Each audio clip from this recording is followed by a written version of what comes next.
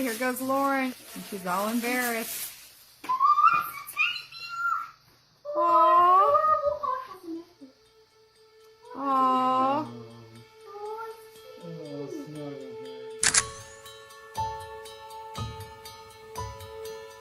Flashing the peace sign and the duck lips, that's pretty common in pictures for her. One of her early selfies, I think, is when she realized she could take such good selfies. Lauren was just so friendly. She talked to everybody. She knew so many people. I was always amazed, like, how do you know her? Like, how do you know him? Just social butterfly. That's how she was. She was probably one of the most popular girls in school, and it wasn't because she was in the popular crowd or anything. It was just because of who she was. She used to stay up late at night in her room trying to help her friends. She was just the most caring, compassionate person I've ever met in my life.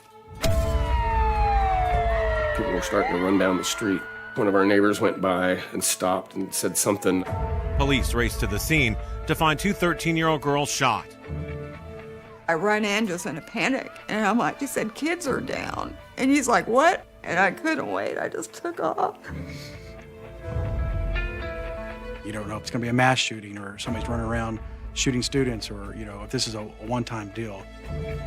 I just thought, this is crazy. There's 1,000 kids at that school. Whatever happened, it's not her. It can't be her. And I don't know who answered her phone, but I just heard somebody screaming. So I run down the street as fast as I can. All I saw was people everywhere. There was no logical reason that we could think of to where someone would just gun down a 13-year-old girl. We stayed here because, it's a good place to raise kids and it's safe. You just gunned down my daughter.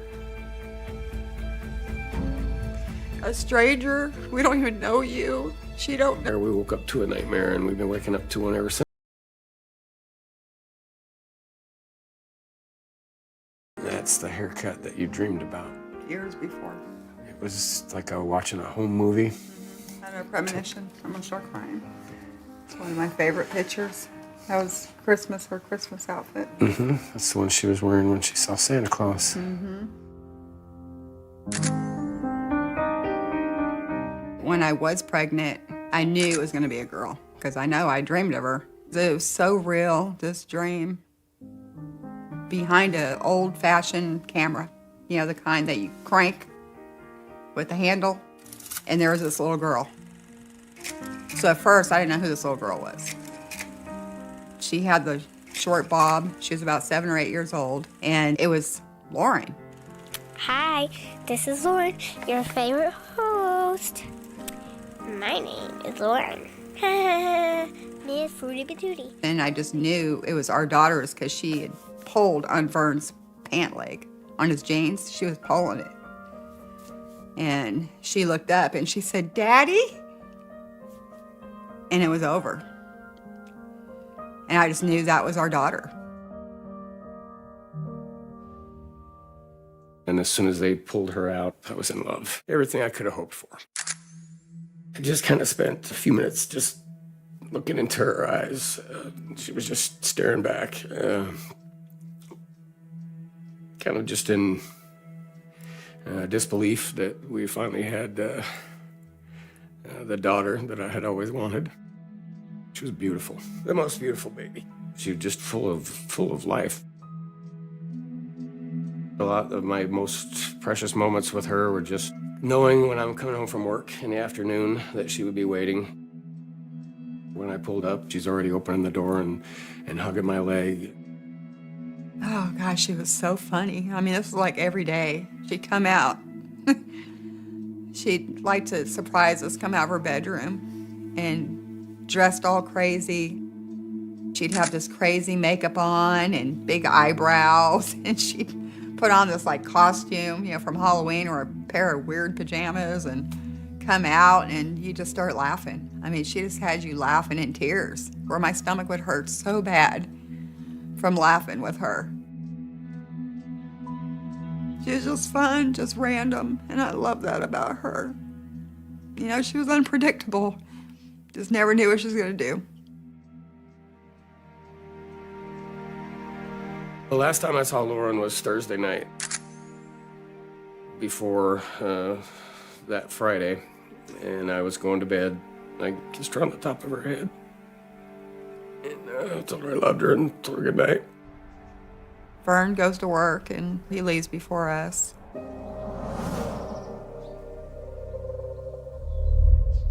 Lauren was running late. My friend took her to school that day. And so I was telling Lauren, getting on her, like, you need to hurry. She's waiting, you know, can't keep her waiting. But I did give her a kiss and told her I loved her. And it was a beautiful day. It's almost like a spring weather. It was just a beautiful day. And I went to work. And I even posted a selfie that day and said, life is good.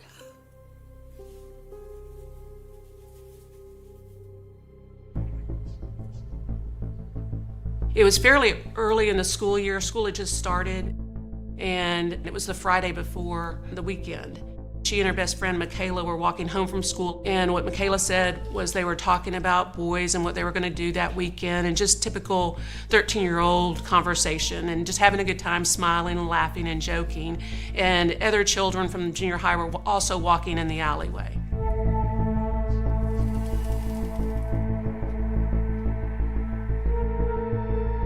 I'm waiting for Lauren to get home. I know it should be soon. And a truck pulled up. My friend goes, is Lauren home yet? And I'm like, no, why? And she said, kids are down. That's all she said. I heard the front door open, and I heard Bianca. I saw her run, and I didn't really know what was going on, so I got in my truck and I started to follow her.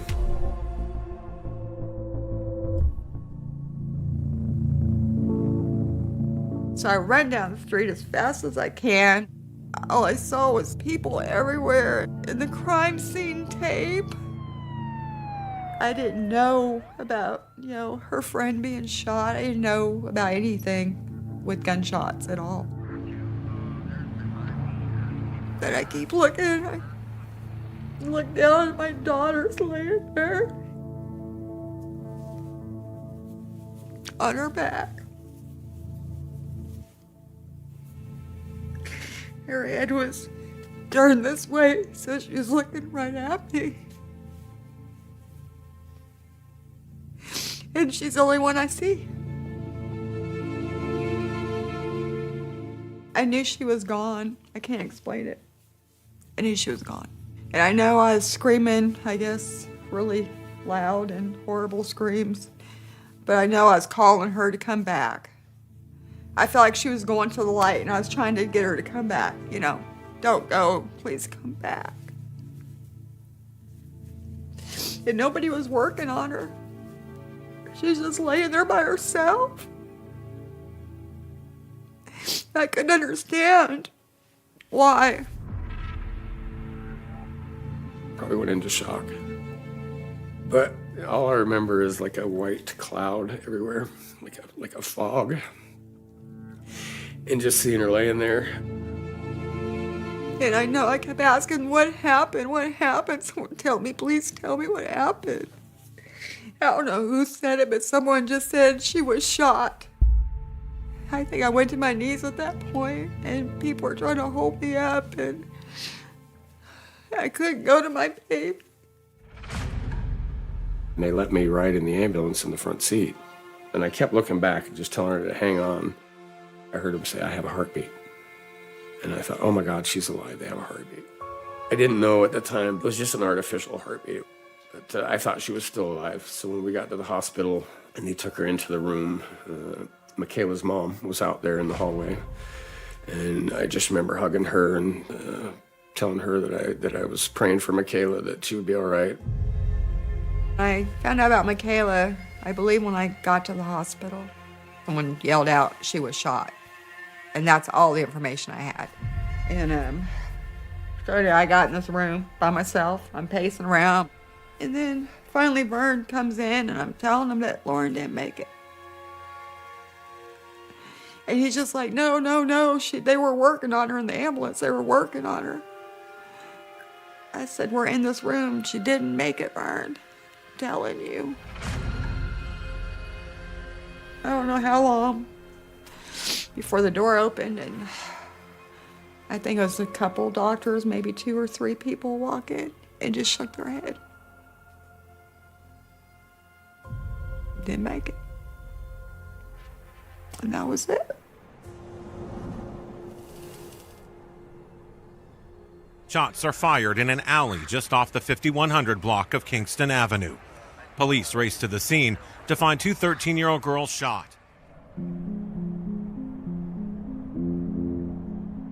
I was in the newsroom at Channel 6 here in Wichita Falls. So we heard the call go out as it went out to police that there was gunshots, that we had 2 victims. We had a reporter and a photographer on the way. We dispatched them immediately just to get to that direction so that we could find out more information. When the news came out, the city felt shock. Everyone was in shock. Everyone wanted to know where their kids were at that moment. We had a killer on the loose. Once I get there, there's a lot of chaos because this was so unusual for Wichita Falls and they didn't have a suspect.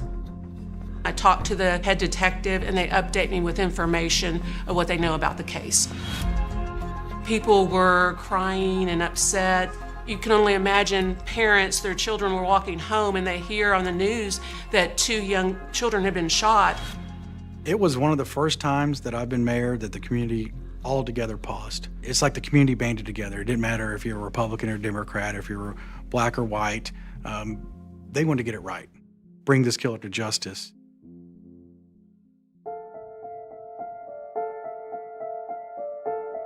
When we got here, I just remember having to go into her room, which she was not the neatest kid in the world, and it was just a mess. But I just remember going and laying down on her bed and just crying.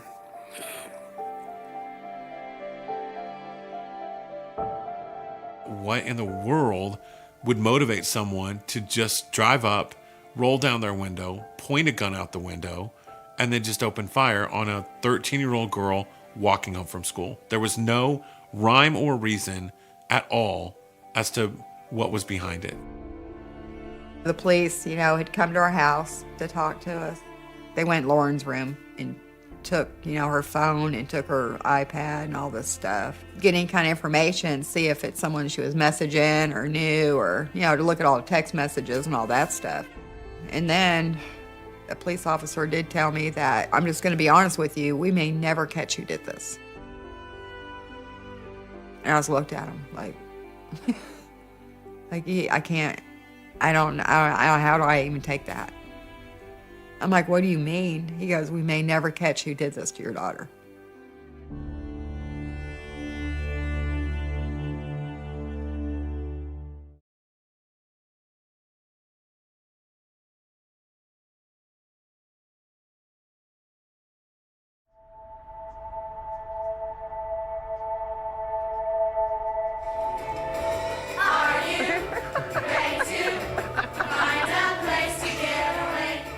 Lauren was my mini-me. She's taller, though. She got taller than me. So she couldn't wear my shoes anymore. I was happy. It's like, you can't wear my shoes anymore, Lauren.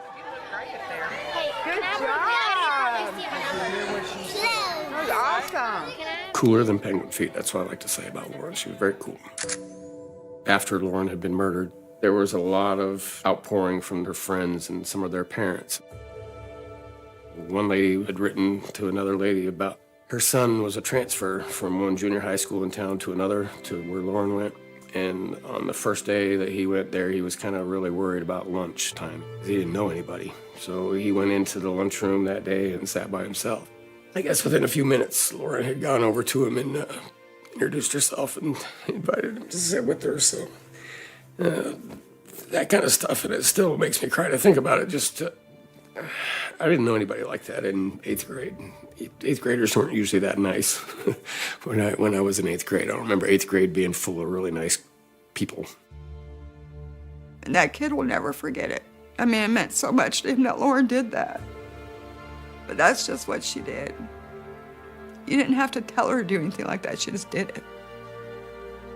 So to hear all those, stories after the fact, we're just so proud of our daughter. And I just can't even tell you.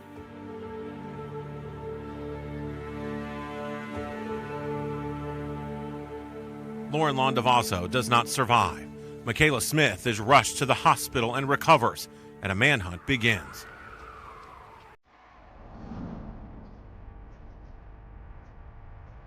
This is the area that Lauren and Michaela was shot at. And from what we understand, they were coming down this sidewalk, walking home from school, and the car pulled up right behind us, pointed a gun out the window, opened fire, and killed Lauren, shooting her 14 times.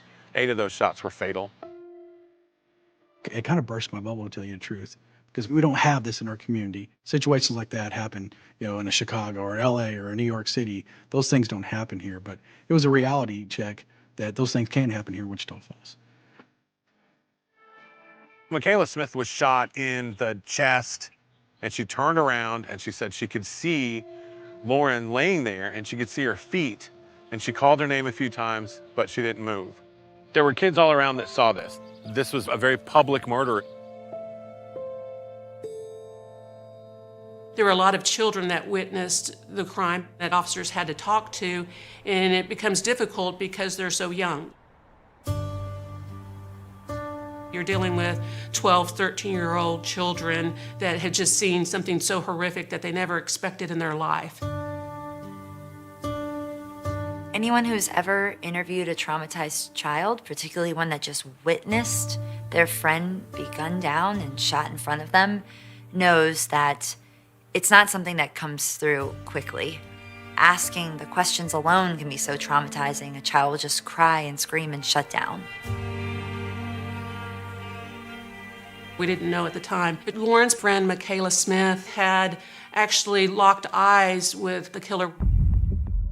She had a description. He had shaggy brown hair, that he was younger, and he was a white male. So that's what we were looking for.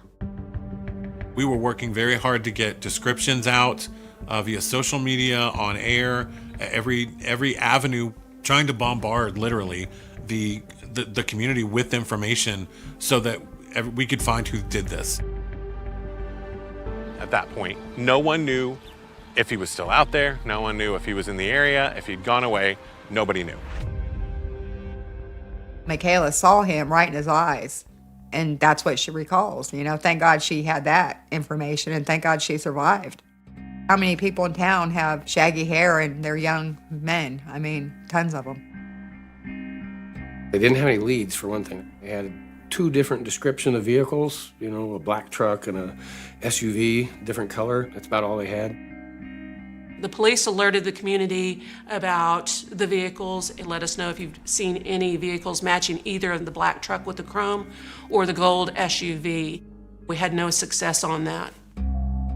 There was an appetite to get this guy behind bars as fast as possible. I'm not kidding. Everybody was looking for that car. They wanted justice done.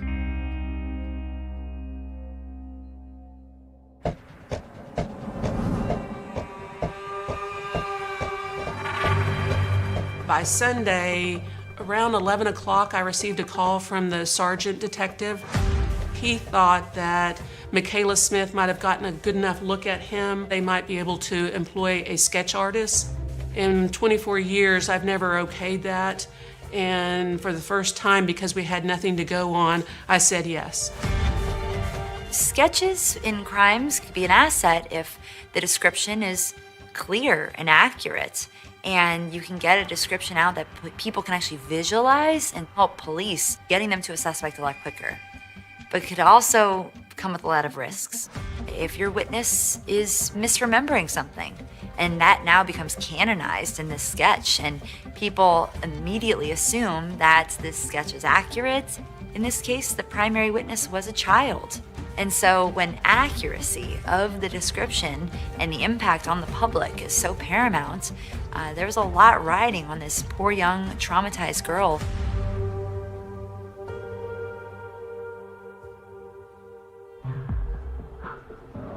Within an hour of me okaying a sketch artist, unbeknownst to me, a woman and her fiance were going to look at the makeshift memorial that people in the community had made.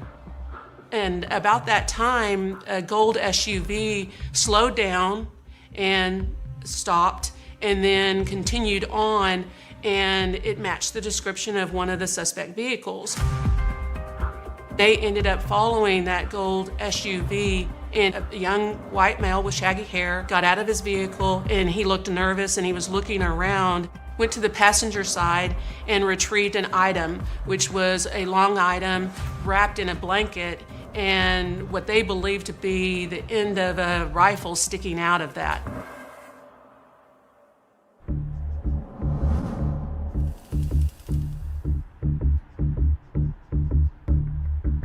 He came out without that item that looked like a rifle wrapped in a blanket. And so she called 911 and they asked her to take down the license plate, which she did. So then she calls that into dispatch, and it's a suspect that matches the description of Michaela Smith. And there's reasonable suspicion to pull that vehicle over, that might be the suspect. So there was a police officer that was just down the road that heard the call, that immediately got behind the vehicle, followed it for a minute, and then pulled it over on a traffic violation.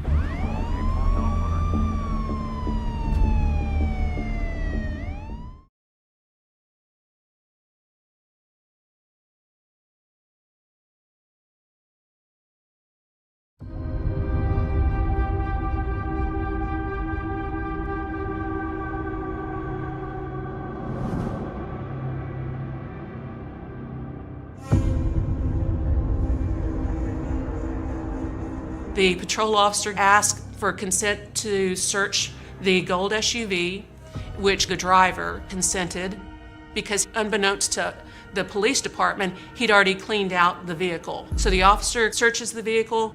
They find a brass shell casing from a weapon. And in the meantime, he found a backpack. He searched it and he found brass knuckles. And in the state of Texas, at that time, brass knuckles were a prohibited weapon. And so the driver then was placed under arrest. My first reaction was relief because of the safety of the community. And you just want to say, heck yes, we got him. We got word there was going to be a press conference and the chief was going to do it. And all I could think was, they caught him. He's going to tell us that they've got him. I just knew it. And sure enough, the police chief came out and said, we've arrested a suspect and his name is Cody Lott. 20-year-old Cody Lott is arrested after a traffic stop on Southwest Parkway. Police find a gun, among other things believed to be evidence that could have been involved in the shooting. 2 days after, rumors start happening, and I do remember someone coming up with a picture of this guy. And I'm like, who the hell's that? Like, who is that? And she goes, this is the guy who killed Lauren. This is him.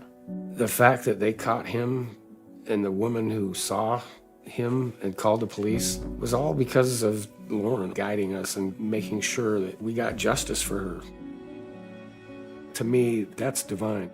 And from the moment that this happened, I feel like I have been guided from above by my daughter. And I know that she had everything to do with that woman being there at that time to see what she saw. Cody Lott was not on anybody's radar. He was pretty much a loner. He didn't have a good employment record. He did drugs, and he just was a young male that was dysfunctional. The process begins as he's taken downtown and they start to ask him questions.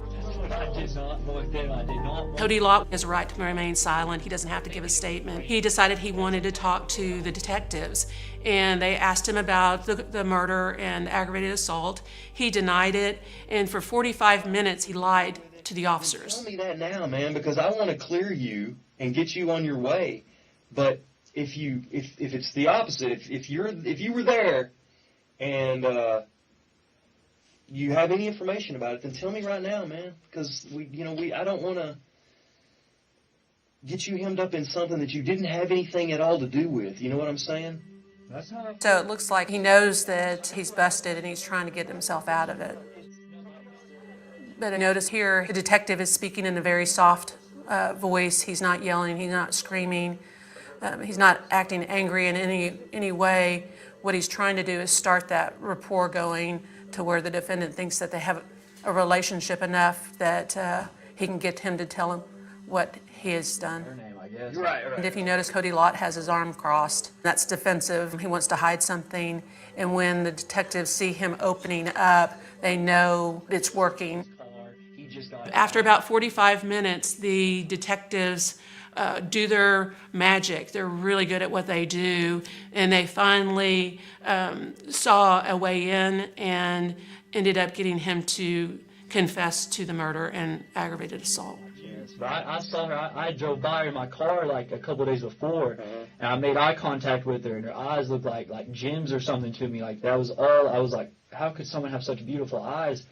And like I just said what's up to her as I drove by. Like I just said what's up. I didn't mess with her or nothing. I just drove by her, but I said, I'm not gonna let nobody else enjoy that. So you pretty much knew where her route. Oh man, I watched her for about a year, man.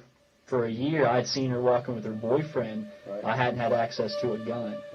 For 4 hours, he talked to detectives about everything. Everything that had happened that day, everything that had happened since then. He then ends up slowly confessing to what he did that day, that Friday, that he murdered Lauren Landavazo and injured Michaela Smith. So they stopped in their tracks, is what I'm trying to say. They stopped in their tracks. And Lauren looked at me like I was joking, or she kind of looked at me like, oh, please. She kind of just like turned her head like that with a kind of smirk on her face. Right. And that's when my eyes changed, and I felt, I was like, And you fired at her first? Yeah, I fired at her, and then when her friend was like right beside her, man, I pointed up and I did aim at Lauren, but not at her head. Like I thought it would jam on me, or you would think a gun would jam on you, but I was just pulling that trigger as fast as I could, and it sounded like it was da da da da da. And it was hard to fathom everything he was saying. He was talking like he was proud of it. There was almost a proud presentation, if you will, from him about when he was shooting her and explaining it to the police, how he was using the gun and how he made sure he was in the right place and that he could get the gun out of the window so he could shoot it. I mean, it was calculated. After watching the confession and seeing how cavalier he was in his description of the crime, describing it like I would describe my experience at a vacation, he was almost enjoying it. He's very animated and excited. He was reliving it quite enthusiastically.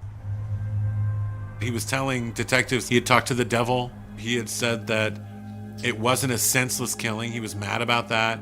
He wanted us to report it as an assassination, a calculated assassination. In Cody Lott's confession, he talked about having watched Lauren walk home from junior high from school for approximately a year. And when she was in 7th grade, she had a boyfriend, and he wasn't happy about her having a boyfriend. Just get ready, man. This is a story, okay? So just have patience. Let me finish, if you don't mind. Well, I've had a problem, with females for a while now. You can ask anybody I know, and they'll tell you absolutely that's something Cody would do. They'd say absolutely he has hate in his heart. Like I'd seen that girl walk in multiple times with her boyfriend, and her boyfriend was just a little punk-looking kid that wasn't no man. So it kind of just sparked a jealousy in me, man, and. Despite the fact he'd never met Lauren, he had never met Michaela, they didn't know who Cody Lott was, but he watched him from afar from his parents' apartment through the window.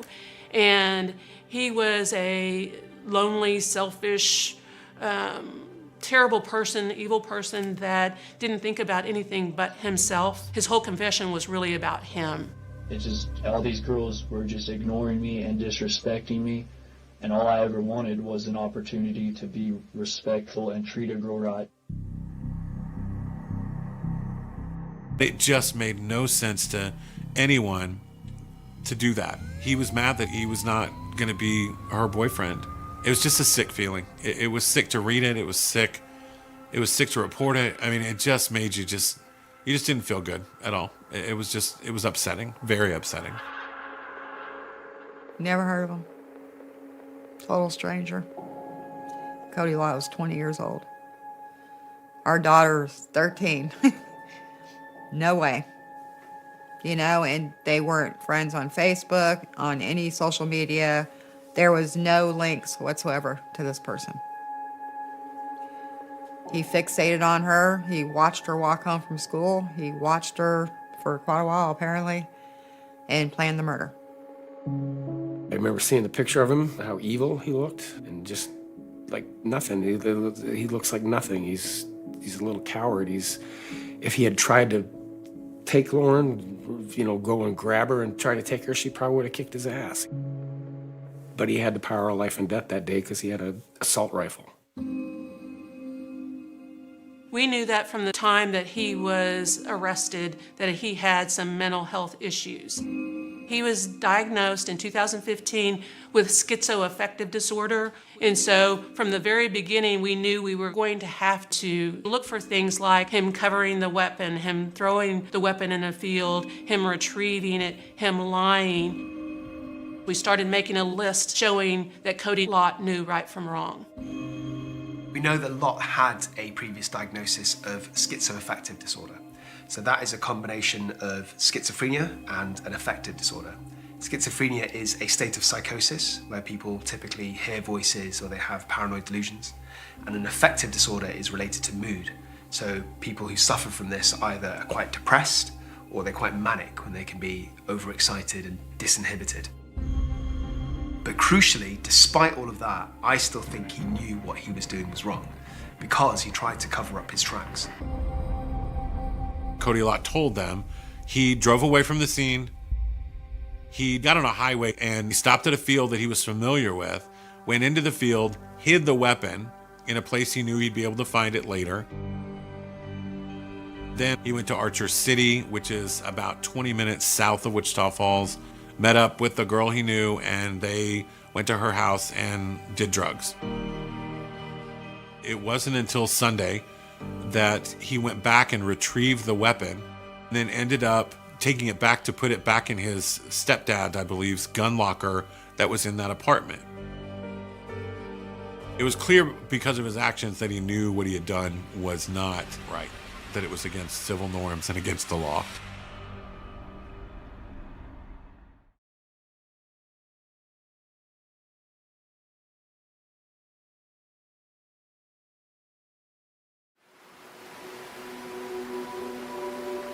Merry Christmas. Love you. Love you, Prusha. After Lauren had been murdered, nothing was important. Nothing mattered anymore. Work didn't matter, money didn't matter, nothing mattered anymore.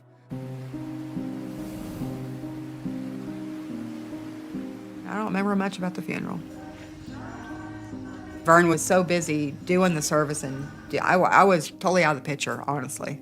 I was in the background. I didn't know really what was going on.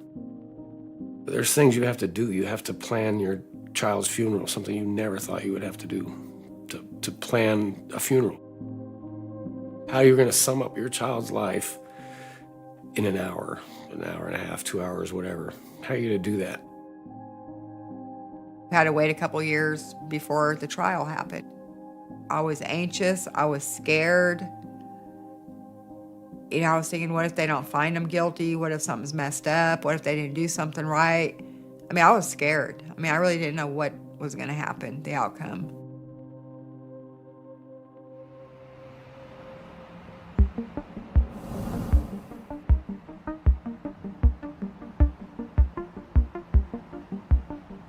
I first saw Cody Lott in the courtroom, and he was physically how Michaela Smith had described him. He was very thin, white young male. He was 20 years old, shaggy brown hair. Didn't communicate very much in the courtroom, and he's exactly the profile of a young killer in Texas that commits stranger offenses. And I say that because the profile typically, like you have these school shootings or these mass shootings, it's typically a young white male. Cody Lott. They started that trial with children coming to the witness stand that had seen this happen, which to me is just unfathomable. But I think we were all ready for this trial to start. And from the moment that the District Attorney Maureen Shelton in Wichita County opened her mouth, that jury was ready to listen.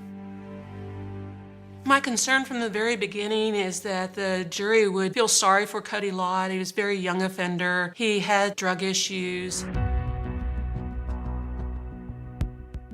And his mental illness was the major concern. He was found incompetent to stand trial before the September trial. So he was sent to a maximum security mental institution to regain his competency before we went to trial so he could have a fair trial. While Cody had schizoaffective disorder, that may have led him to have ideas and think that he needed to kill somebody.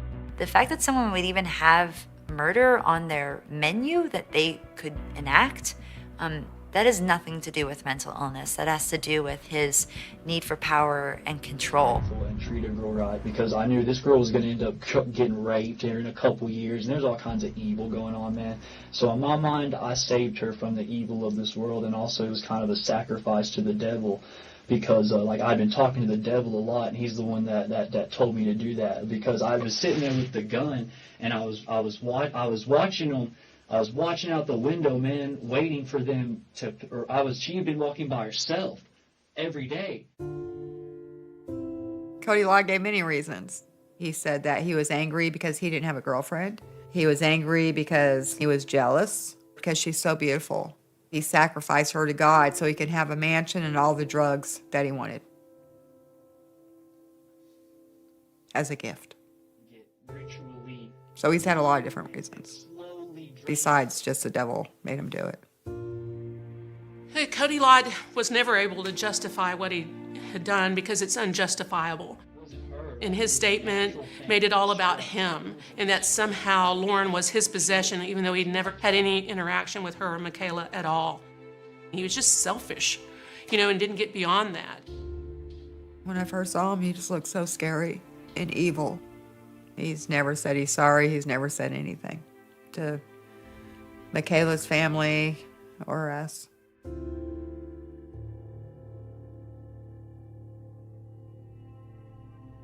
When we saw him after they had put him in the state hospital, medicated him, and he came back into court for that first hearing, I was immediately struck by the difference in his face. He didn't look evil anymore. He didn't have that same evil look on his face. He looked scared. He looked like a scared little boy to me. That's what he looked like.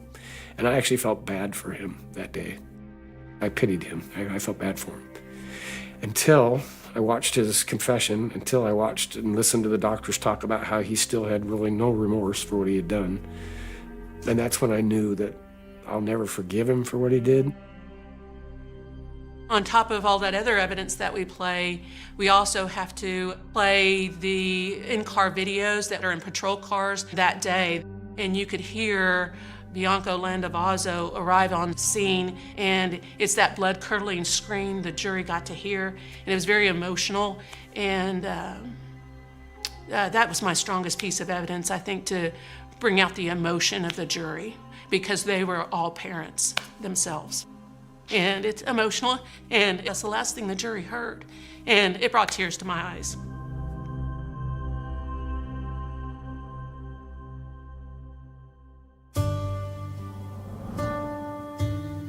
The day he was found guilty, we knew it was coming. It was something that we had known for 2 years. The only thing that was surprising was how fast it was. Within an hour, there was no time at all that they were able to come back with those verdicts. So God bless Tarrant County juries. Cody Lott was found guilty of first-degree murder and was sentenced to life in prison. And then he was also found guilty of aggravated assault with a deadly weapon and was sentenced to 20 years in prison for that. I'm glad that he was found guilty, and he did get life. But life in Texas is only 60 years, which I didn't know. That's not justice. To me. In 30 years, he's eligible for a parole hearing. It doesn't mean he's going to get it, but he can have a parole hearing after he serves 30 years day for day. That to me is not good enough, but it's the same law that I was sworn to uphold. I couldn't do anymore. Lauren was a sweet, kind soul that had he stopped and talked to her and said he needed help, she would have talked to him. And that's what's so ironic about all of this is she was just such a nice person. Had he gone up to her, I think she would have talked to him. Today we are in front of McNeil Junior High. This is kind of the place right now in her life where she'd be 20 years old. But this is as far as she got. 8th grade, first week of 8th grade is as far as she made it. The spot that we're coming up on is the memorial horse that they put up in her honor after she was murdered. It was actually not just for her, it was for Michaela as well. So that makes it kind of special. It's not just a symbol of what we lost that day, but it's a symbol of Hope. Of hope, yeah. After Lauren's death, this community rallied. They came together. They guaranteed that she would not be forgotten. And you can still say her name in this community, and people know exactly who you're talking about. Lauren didn't get to get married. She didn't get to graduate college. She didn't get to develop friendships like we all got to develop. That's tough. That's tough for a community.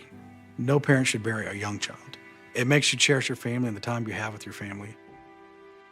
For parents who are going through what we're going through, to have a murdered loved one, I don't wish it on anybody, and it's difficult. But I think what's helped us the most is to find the positive. We were able to find that, with Lauren's Law. It has to do with capital murder in Texas. You have to be under 10 for it to be capital murder. And we didn't know that until this happened to our daughter. She was 13, so it was not capital murder. And that's why he will be eligible for parole one day. Lauren's Law raised the age now in Texas where if you murder a child between the age of 10 and 15, you are eligible for life without the possibility of parole. When I first met Bianca and Vern, they were broken. I watched them sad. I watched them mad. I watched them work to be better people, if that's even possible. I watched Vern confront the defendant in the courtroom. And the thing that stuck, excuse me for crying, but the thing that stuck in my mind was he told the defendant in the courtroom, everything you said in your statement was a lie, except two things, that my daughter was beautiful and she was an angel. And he was composed as can be, and he was a parent that day to Cody Lott in a way. It was just kind of a strange dynamic. It's actually not the last picture I have of Lauren, but one of the last. That night is the one where she's going to kiss me. And you can't really see her face. It's the last picture I have of her. Looking back on all that and the way that she lived, and so adventurous and spontaneous and random and always wanting to go somewhere. It's like she wanted to see what life had to offer. She wanted to go out and explore. She wanted to try new things. And it's almost, to me, her soul knew. Her soul knew she didn't have a long time here. That's just how I felt. And so Lauren just lived, the fullest life she could in that short time. If the world were full of people like Lauren, we wouldn't have problems. We wouldn't need laws. We wouldn't need guns. She's just a pure soul. She was pure love. Purest love I've ever met. Anybody who knew her knew how kind she was, how loving she was. That's what she'll always be remembered for. Just ability to bring a smile to your face no matter what. Like I told her before she passed, I think she would be helping people. Whether it be a therapist, counselor, I just really feel like she would have been helping people. I just know she would have done good. We always told Lori that. Wherever you go, that's where we're going. And we're right. We know where she's at now, and we're going too. We'll catch up with her.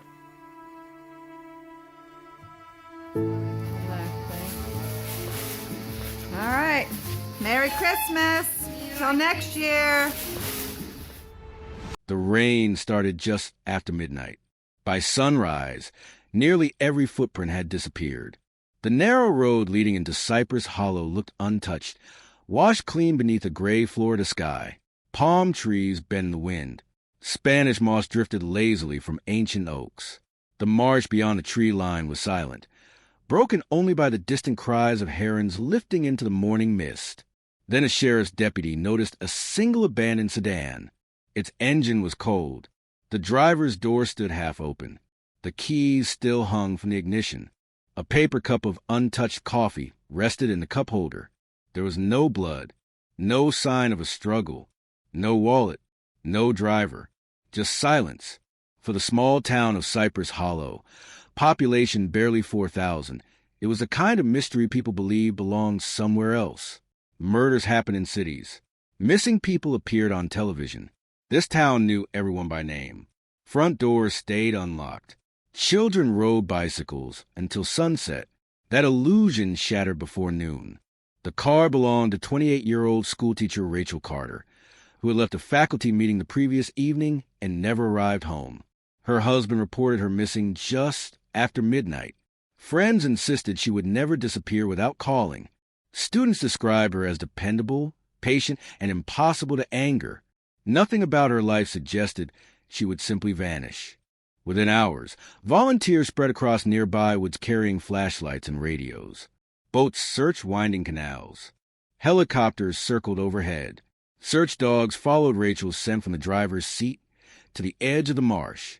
Then they stopped, as though she had simply disappeared into the humid Florida air. Days became weeks. Weeks became months. Investigators interviewed neighbors, co-workers, relatives, former classmates, and strangers who claimed to have seen something unusual that night. Every lead collapsed. One witness insisted he heard a scream shortly after midnight.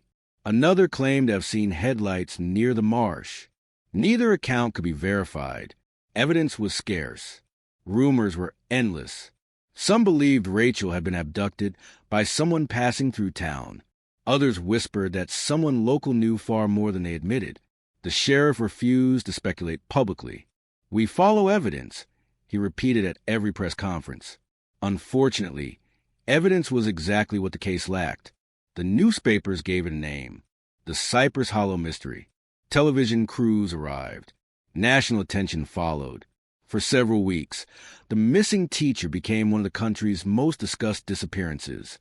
Then another story captured the headlines. The cameras left. The volunteers returned to their jobs. The search teams packed away their equipment. Life moved forward, at least on the surface. Rachel's family refused to stop looking. Every birthday, every Christmas, every anniversary of her disappearance, they organized another search, printed another stack of flyers, answered another interview. Hope slowly transformed into endurance. Years passed. Businesses closed. Children grew into adults. The marsh remained exactly as it had always been: quiet, patient, seemingly untouched by time. Inside the county evidence room, Rachel Carter's file collected dust. Detectives retired. New investigators inherited shelves lined with forgotten boxes. Each box carried someone's unanswered questions. Most would never be opened again. One rainy afternoon, nearly 40 years after Rachel disappeared, Detective Daniel Mercer walked to the archive searching for an unrelated property file. Instead, an aging cardboard box slid from the shelf and landed at his feet. Across the lid, faded black marker read only 4 words: Carter, missing, 1986. Mercer picked it up. The tape sealing the box had become brittle with age.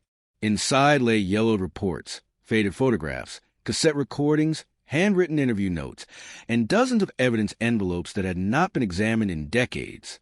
He flipped through them slowly. Most contained familiar dead ends, contradictory witness statements, maps covered with circles, lists of names crossed out one by one. Then he found something different: a small evidence envelope. Unopened, its seal remained intact. The inventory label read, "Recovered from vehicle trunk. Deferred for examination." Mercer frowned. There was no laboratory report attached.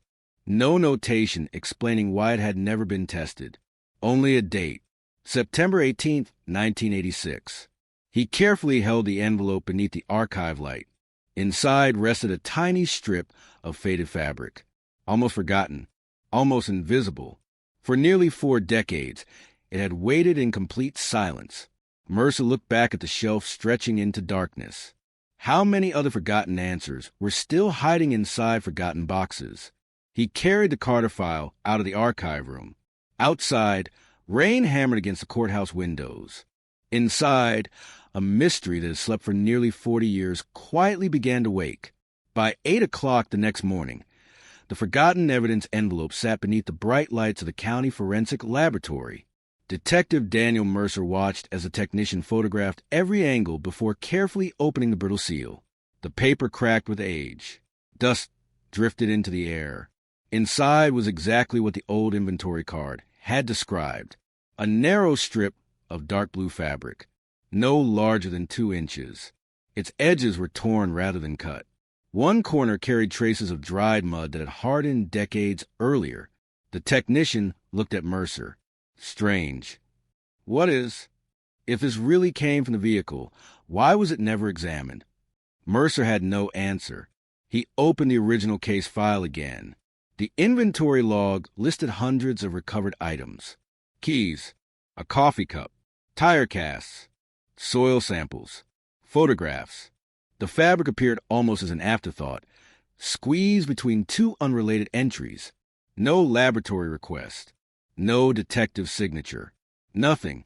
Somewhere during the original investigation, the evidence had simply disappeared into paperwork. The mistake had survived nearly 40 years. Mercer leaned back in his chair. One overlooked envelope, one forgotten decision. Sometimes that was all it took for a case to remain unsolved. Across town, Rachel Carter's younger sister, Lisa, answered a phone call she had waited most of her life to receive. "This is Detective Mercer." She gripped the receiver tightly. "Has something happened?" We reopened Rachel's file. Silence. Not disbelief. Not excitement. Just silence. Finally, she whispered, "I always knew someone would." Mercer asked if the family still possessed Rachel's personal belongings: letters, photographs, clothing, anything preserved from 1986. Lisa answered immediately. "My mother kept everything." The Carter home looked almost untouched by time. Boxes lined an upstairs bedroom that had become a quiet archive of memories: old report cards, birthday cards, family albums, a denim jacket still hanging inside the closet. Mercer carefully examined each item. The family had unknowingly preserved details that investigators in 1986 never thought to collect. On a bookshelf sat a small weekly planner. Rachel had written in neat blue handwriting: appointments, school meetings, shopping lists. Nothing unusual, until Mercer reached the final completed page. Thursday, September 18th. One sentence had been written in the margin: "Meet him after work?" No name, no explanation, just 3 words and a question mark. Lisa frowned. "I've never noticed that before." Did Rachel mention meeting anyone? No. Anyone at school? No. What about friends? Lisa shook her head slowly. If she was worried, she never told us.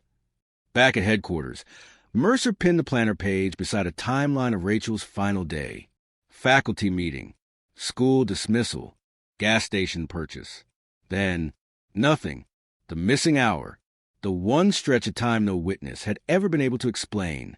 Mercer circled the handwritten words. Meet him after work? Who was him? A co-worker? A friend? Someone she barely knew? The answer could have disappeared with Rachel. Or it could still be hiding somewhere inside the forgotten evidence. Late that evening, another discovery emerged. The forensic technician returned carrying the strip of blue fabric. "We found something." Mercer looked up. "The weave doesn't match Rachel's clothing." "So whose is it?" "We don't know." The technician pointed toward a microscope image. Tiny metallic particles clung to the fibers. Not common dust. Industrial residue. The kind often found around heavy machinery, repair shops, or shipyards. Mercer's eyes narrowed. Cypress Hollow itself had no factories, no large industrial sites. But less than 20 miles away stood the old Port Mason shipping yards, one of the busiest commercial docks on Florida's Gulf Coast during the 1980s. Hundreds of workers passed through every day. Could the fabric have come from there? Or was it another coincidence? Mercer folded the report carefully. After nearly 40 years, the case still refused to give simple answers. Instead, it offered fragments, tiny pieces scattered across decades, pieces that meant nothing alone, pieces that might finally reveal the truth if someone was patient enough to fit them together. Outside the station, thunder rolled across the evening sky. Rain began falling again, almost the same way it had on the night Rachel Carter vanished. Rain clung to the windows of the sheriff's office as Daniel Mercer spread the case files across his desk for the third time that week. He had stopped looking for dramatic breakthroughs. Old mysteries rarely surrender that way. Instead, they yielded tiny details that had been ignored because nobody had known they mattered. The blue fabric rested inside a clear evidence sleeve beneath a desk lamp. Beside it lay Rachel Carter's planner, the page still open to the same unfinished note. Meet him after work? The sentence refused to leave his mind. Not because of what it said, because of what it didn't. No name, no location, no explanation. Rachel had been organized. Every appointment in the planner listed a place and a time. Every meeting included a name, except this one. Mercer began reading older pages. The week before, the month before. Nothing unusual. Then he noticed a tiny symbol appearing beside several entries, a small circle drawn in blue ink. Library, grocery store, school board meeting, another circle, then another. At first it seemed meaningless, until he reached the final page. The words "meet him after work" had the same small circle beside them. Someone else might have dismissed it as a habit. Mercer didn't. He drove to Rachel's old school, now renovated into a modern elementary campus. Only one employee from 1986 still worked there, Margaret Ellis. She had been the school's secretary for 43 years. She welcomed Mercer into a quiet office overlooking the playground. When he showed her the planner, she smiled sadly. Rachel loved making little symbols. You remember them? Oh, yes. What did they mean? Margaret studied the page. The circle meant the appointment wasn't confirmed. Mercer's eyes narrowed. So she wasn't certain she would meet him. Margaret nodded. Rachel always marked uncertain plans that way. It wasn't a major discovery, but it changed the way Mercer viewed the timeline. Rachel hadn't arranged a fixed meeting. She had expected someone to contact her, someone she hadn't fully trusted. Back at headquarters, another report arrived from the laboratory. Technicians had analyzed the dirt embedded in the blue fabric. The soil wasn't from the marsh where Rachel's car had been found. It came from limestone mixed with crushed oyster shell, a combination common near Florida's older coastal construction sites. Mercer pinned a state map to the wall. There were dozens of possible locations. Too many, until one crime scene analyst quietly spoke. What if we're looking at this backwards? Mercer turned. What do you mean? We've been asking where Rachel went. She pointed toward the evidence. What if this fabric tells us where someone else came from? The room fell silent. It was a simple idea, yet nobody had suggested it before. The investigation shifted. Instead of tracing Rachel's final route, detectives began tracing everyone who might have crossed paths with her during those last few days. Former co-workers, delivery drivers, maintenance crews, parents visiting the school. Old yearbooks were pulled from storage. Payroll records resurfaced. Faded visitor logs were scanned into computers. Thousands of names slowly became hundreds, then dozens. Late one evening, Mercer sat alone, reviewing another stack of documents. He rubbed his tired eyes and reached for a faded envelope that had never been cataloged. Inside was an undeveloped roll of 35mm film. No report mentioned it. No label explained who had taken it. Only the date, September 1986. He stared at the small black canister. Another forgotten item. Another unanswered question. Outside, lightning flashed across the Florida sky. Mercer smiled to himself. The case wasn't speaking loudly. It was whispering. And after nearly 40 years, He had finally learned to listen. The film canister sat in Daniel Mercer's jacket pocket, all the way back from the archive. It weighed almost nothing. Yet he could not shake the feeling that someone, decades earlier, had intended those photographs to tell a story. Whether that story had anything to do with Rachel Carter remained unknown. The county laboratory no longer developed film. The old equipment had disappeared years ago, replaced by digital workstations and high-resolution scanners. Mercer drove nearly an hour to a retired forensic photographer named Henry Collins, a man who had spent 35 years documenting crime scenes before cameras became computers. Henry smiled the moment he saw the canister. You don't see many of these anymore. He handled it with extraordinary care, turning it slowly beneath the light. The seal hasn't been broken. So whatever's inside, no one has seen it since 1986. The development process took nearly 2 hours. Mercer spent most of that time wandering through Henry's workshop. Shelves overflowed with antique cameras, fading negatives, newspaper clippings, and framed photographs from another era. Every image represented a frozen second that would never happen again. Finally, Henry emerged from the darkroom carrying a strip of freshly developed negatives. They survived. One by one, the photographs appeared on the light table. The first showed Cypress Hollow Elementary during a school fundraiser. Children laughed beneath colorful banners. Parents gathered around picnic tables. Nothing unusual. The second photograph captured Rachel speaking with another teacher outside the front entrance. Again, nothing remarkable. The third image stopped Mercer. Rachel stood near her blue sedan in the school parking lot. She wasn't alone. A man stood several yards away beside a dark-colored pickup truck. His face was turned away from the camera. One hand rested casually on the truck door. The image had clearly been taken from a distance. Henry adjusted the magnifier. The negative is damaged. Can you sharpen it? I can improve it, but I can't invent details that aren't there. Mercer nodded. Reality rarely offered perfect photographs. The fourth image showed the pickup truck leaving the parking lot. Rachel's car remained behind. The final frame had never been fully exposed. Only shadows, trees, a faint outline of headlights. Nothing more. Mercer stared at the third photograph for several minutes. The truck, the unknown man, the timing. Something about the scene unsettled him, not because it proved anything, because it suggested someone else had noticed the man long before Rachel disappeared. Back at headquarters, Mercer pinned enlarged copies of the photographs onto the evidence wall. Detective Elena Brooks entered carrying 2 cups of coffee. You've been here all night. Mercer accepted one gratefully. Look at this. She studied the photographs. The pickup? He nodded. What do you see? Nothing unusual. Look again. She leaned closer. Then her expression changed. The truck. What about it? It doesn't have a school parking permit. Mercer smiled slightly.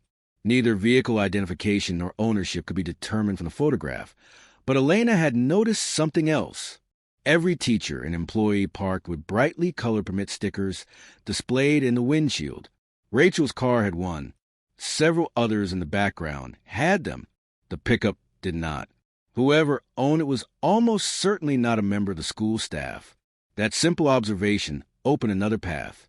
Visitor records from 1986 had survived only in fragments, but Mercer spent the next several days reconstructing them from archive maintenance logs, PDA newsletters, local newspaper announcements, and county invoices. Parents, electricians, food suppliers, roof inspectors, book distributors, landscaping crews. Dozens of people had visited the campus during September. The list grew longer by the hour.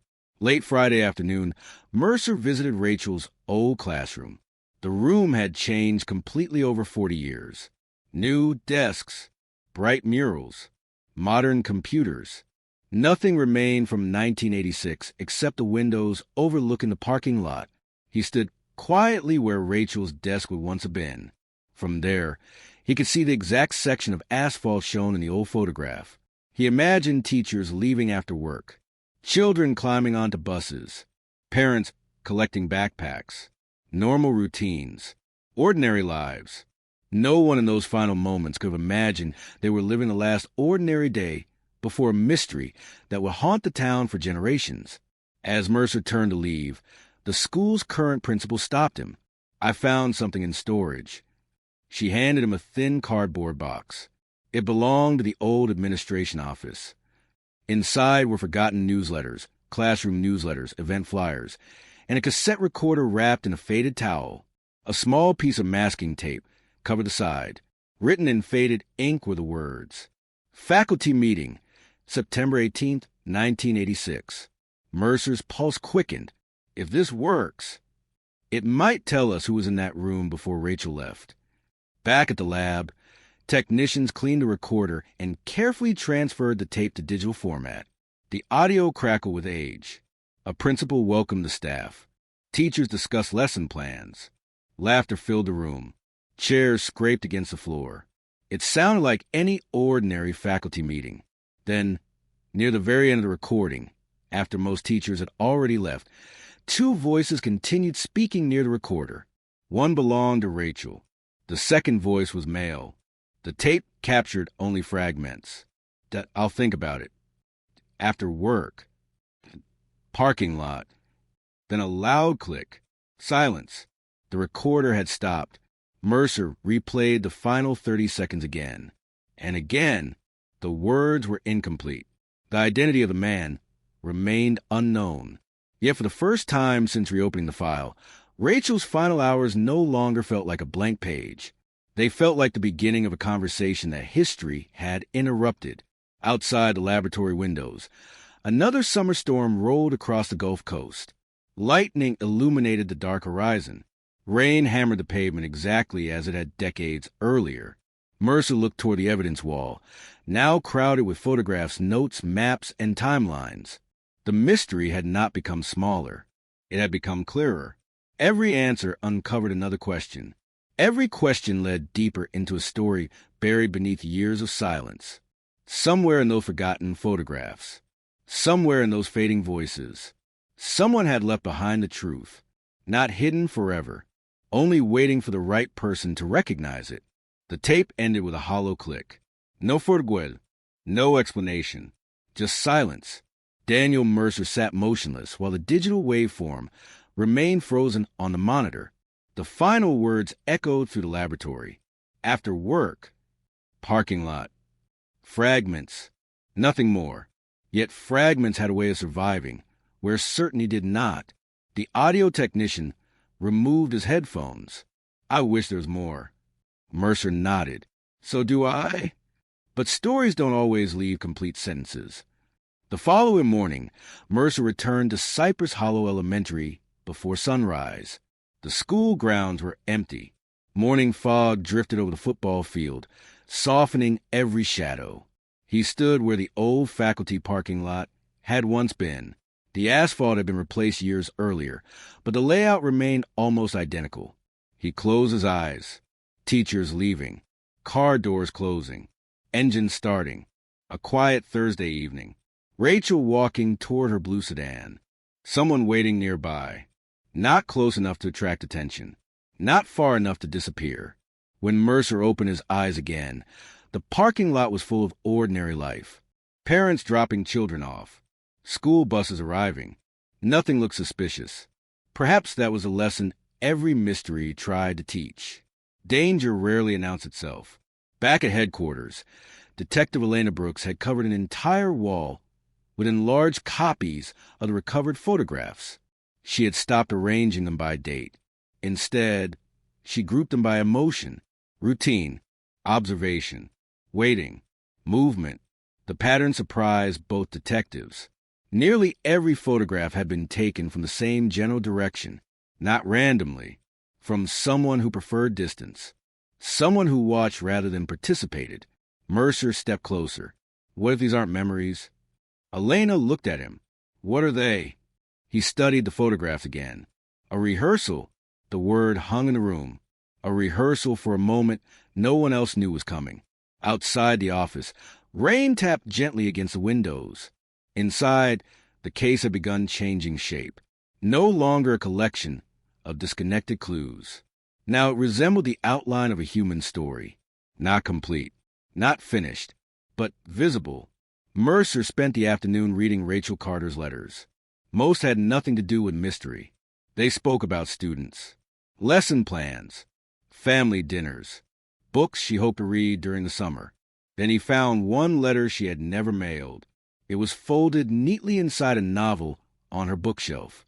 The page began simply, "Sometimes I feel like someone keeps appearing wherever I go." Mercer read the sentence again. There was no fear in the handwriting, only confusion. The letter continued. "Maybe it's coincidence. Maybe I'm imagining it. I don't want to worry anyone until I know for sure." The final paragraph ended abruptly. No signature. No envelope. Perhaps Rachel had intended to finish it later. Perhaps she never had the chance. Mercer placed the letter beside the planner. Neither document solved anything. Together, they revealed something different. Rachel had noticed that her ordinary life no longer felt ordinary. She simply hadn't understood why. That evening, Mercer drove beyond the edge of town. The old marsh reflected the fading orange light of sunset. Wind moved gently through the reeds. Birds lifted into the sky before settling again. The landscape seemed peaceful, almost too peaceful. He followed a narrow wooden walkway that stretched over shallow water. Halfway across, he stopped. Someone had carved initials into the railing decades earlier. Dozens of them. Names, dates, promises, tiny reminders that people leave traces of themselves in places they love. Mercer rested one hand on the weathered wood. Every mystery, he realized, was built from traces. Some obvious, some almost invisible. The difficult part was knowing which ones deserved another look. As darkness settled across the marsh, lights appeared in the distant town. Cypress Hollow looked calm, ordinary, the sort of place where people greeted each other by name, the sort of place where old stories never truly disappeared. Mercer turned back toward his truck. Tomorrow would bring more interviews, more forgotten photographs, more boxes waiting in dusty archives. Maybe none of them contained the answer. Maybe one of them contained the single detail everyone else had overlooked. He smiled faintly. That possibility was enough, because every unsolved mystery remained unsolved for the same reason, not because the truth had vanished, but because the final piece had not yet found the person willing to recognize it. The next morning arrived wrapped in thick coastal fog. Cypress Hollow woke slowly. The diner opened before dawn. The newspaper landed on front porches. Fishing boats slipped quietly into the bay. To everyone else, it was another ordinary Friday. To Daniel Mercer, it felt as though the town itself was trying to remember something it had spent decades forgetting. He returned to the old sheriff's office archives. Boxes filled an entire basement. Most were covered in faded handwriting. Flood damage, burglary, missing property, traffic collisions. Forgotten stories stacked one above another. Mercer wasn't searching for Rachel anymore. He was searching for the world Rachel had lived in. Old zoning maps, telephone directories, local business licenses, school newsletters, anything capable of rebuilding Cypress Hollow exactly as it had existed in 1986. Hours passed. Dust covered his sleeves. The silence was interrupted only by the slow turning of brittle paper. Then something unexpected appeared. A community newsletter. October 1986. Printed only weeks after Rachel disappeared. The front page was filled with fundraising events and church announcements. Near the bottom, almost hidden between advertisements, was a short article. Construction delayed at Harbor Point warehouse after unexplained equipment theft. Mercer paused. Harbor Point, the same industrial district connected to the unusual residue found on the strip of fabric. Coincidence? Perhaps. But coincidences had become increasingly rare. He copied the article and continued reading. Another newsletter. Another month. Another small article. Night security increased around Harbor Point following reports of trespassing. Nothing dramatic. Nothing sensational. Yet the reports continued for several months. Someone had been visiting the abandoned warehouses long before they were eventually demolished. Back upstairs, Detective Elena Brooks examined aerial photographs borrowed from the county planning office. The images have been captured every few years to document new construction. She spread them across the conference table. Come look at this. Mercer leaned over the photographs. What am I seeing? Not what? She pointed toward a narrow dirt road. When? The road appeared clearly in the 1985 photograph, still visible in early 1986, gone completely by 1988, covered by new development. If Rachel met someone outside town, Mercer nodded slowly. They could have used this road. The forgotten route curved through marshland before reaching Harbor Point from the opposite direction, avoiding the main highway almost entirely. A hidden shortcut, invisible on every modern map. Neither detective spoke for several moments. The town they thought they understood had quietly changed around them over 4 decades. Roads disappeared. Buildings vanished. Businesses closed. Yet old photographs remembered everything. Mercer drove the remaining section of the abandoned route that afternoon. Nature had reclaimed most of it. Tall grass pushed through cracked pavement. Tree roots split the old asphalt into jagged pieces. Birdsong echoed through the empty landscape. At the far end stood the remains of a weathered wooden bridge, half collapsed, unsafe to cross. Mercer climbed out and walked the final few yards. The water below moved slowly beneath layers of lily pads. Someone had painted over the bridge years earlier, but faint carvings still marked the railing. Initials, dates, small messages left behind by strangers. One carving caught his attention, not because it solved anything, because it matched the symbol he had seen before. A small circle, the same tiny circle Rachel had drawn beside uncertain appointments in her planner. He smiled to himself. Probably nothing, just another coincidence. Still, he photographed it. Old investigators had taught him one lesson worth keeping. Never decide too quickly which detail matters. Sometimes the smallest mark survives the longest. As evening approached, Mercer stopped at the local library. The librarian disappeared into the basement archives and returned carrying bound volumes of the Cypress Hollow Gazette. Page after page documented ordinary life, school sports, church picnics, county fairs. Then Mercer noticed a recurring name, not in crime reports, in community announcements. Elias Rowan, a local photographer. He covered school events, charity fundraisers, holiday parades. Mercer frowned. The recovered film, the parking lot photographs. Someone had taken them. Perhaps not as surveillance. Perhaps simply because photography had been his job. The possibility changed everything. Instead of assuming the camera belonged to someone connected to the mystery, Mercer considered a simpler explanation. Maybe the photographs had captured something important by accident. Maybe the truth had been hiding in the background of an ordinary picture all along. The idea stayed with him during the drive home. Mysteries often tempted people toward dramatic answers. Secret conspiracies, perfect plans, hidden masterminds. Reality was rarely so tidy. Sometimes history turned because an ordinary person happened to press a camera shutter 1 second earlier than expected. Mercer parked outside his house lawn after dark. The folder of photographs rested on the passenger seat. Tomorrow he would begin searching for Elias Rowan, not because he expected miracles, but because every forgotten story deserved one more conversation. And somewhere between fading photographs, abandoned roads, and memories that refused to disappear, Cypress Hollow was beginning to whisper again. No one remembered when Blackwater Harbor stopped sleeping. Some blamed the storms. Some blamed the abandoned cannery that stood on the edge of the bay like the skeleton of a forgotten giant.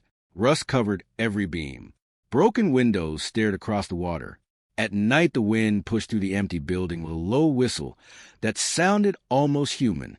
People avoided the place after sunset, not because of ghosts, because of memories. Every town collected stories it preferred not to repeat. Blackwater Harbor had more than most. Detective Adrian Cross returned on a rainy October afternoon after nearly 12 years away. The city looked smaller than he remembered. The grocery store where he bought candy as a child had become a pawn shop. The movie theater was boarded shut. The old lighthouse still stood above the cliffs, but its white paint had peeled away until gray concrete showed beneath. Nothing stayed untouched forever. Cross parked beside the harbor and watched fishing boats disappear into thick fog. His phone buzzed. "Chief wants you immediately." "I just arrived." "He knows." The call ended. That was all. The police station occupied the same brick building it always had. The lobby smelled of old paper and stale coffee. Chief Eleanor Briggs waited without smiling. "You picked a bad week to come home." Cross set his travel bag on the floor. "When isn't a bad week?" She slid a thick manila folder across the desk. Not crime scene photographs. Architectural drawings. Maps. Newspaper clippings. A faded black and white picture of the abandoned cannery. Cross looked confused. "I thought you said this was urgent." "It is." "What happened?" Briggs walked to the window. 3 nights ago, a contractor entered the cannery before demolition. And he found a locked steel room no one knew existed. Cross remained silent. The room was empty. "So why call me?" Briggs turned slowly. "Because someone had been living there. A blanket, a lantern, fresh drinking water, recently opened food tins, boot prints in the dust. Someone had occupied the hidden room only hours before it was discovered. No fingerprints, no identification, no explanation. Only one object remained behind, an old brass pocket watch. Its hands had stopped forever at 2:17. Inside the cover, someone had carved a single sentence. 'When the light goes out, don't follow the bells.' Cross read the words twice. They mean anything to you? No, but they will. Outside, thunder rolled across the bay, far beyond the station windows. The lighthouse flashed once through the rain. Then it went dark. For the first time in almost 80 years, Blackwater Harbor disappeared into complete darkness. Darkness swallowed Blackwater Harbor so completely that Adrian Cross instinctively reached for the flashlight clipped to his belt. Outside the station windows, the sea disappeared. The familiar line separating water from sky dissolved into a single wall of black. For generations, the lighthouse had been the town's heartbeat. Fishermen measured storms by its beam. Children fell asleep watching it sweep across bedroom ceilings. Travelers knew they were home the moment they saw its light cutting through the fog. Now there was nothing.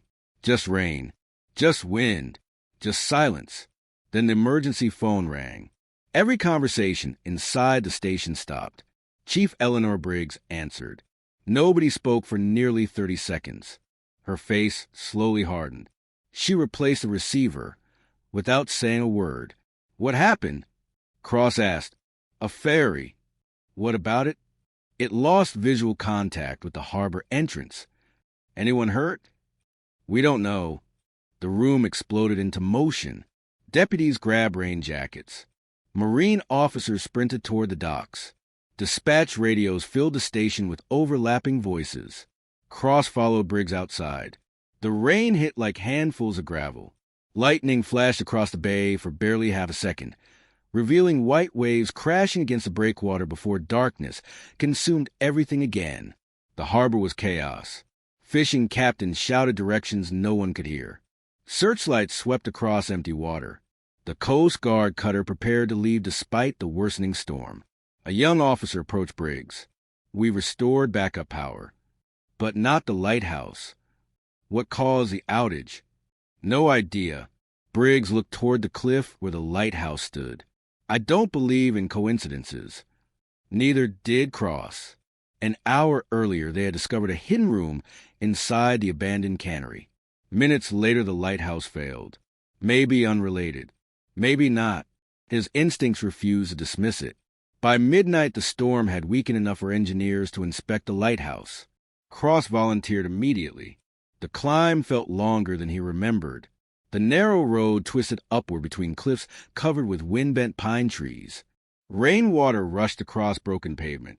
When they reached the summit, the lighthouse stood exactly as it always had. Massive, lonely, watching over an invisible ocean. Except tonight. It was blind.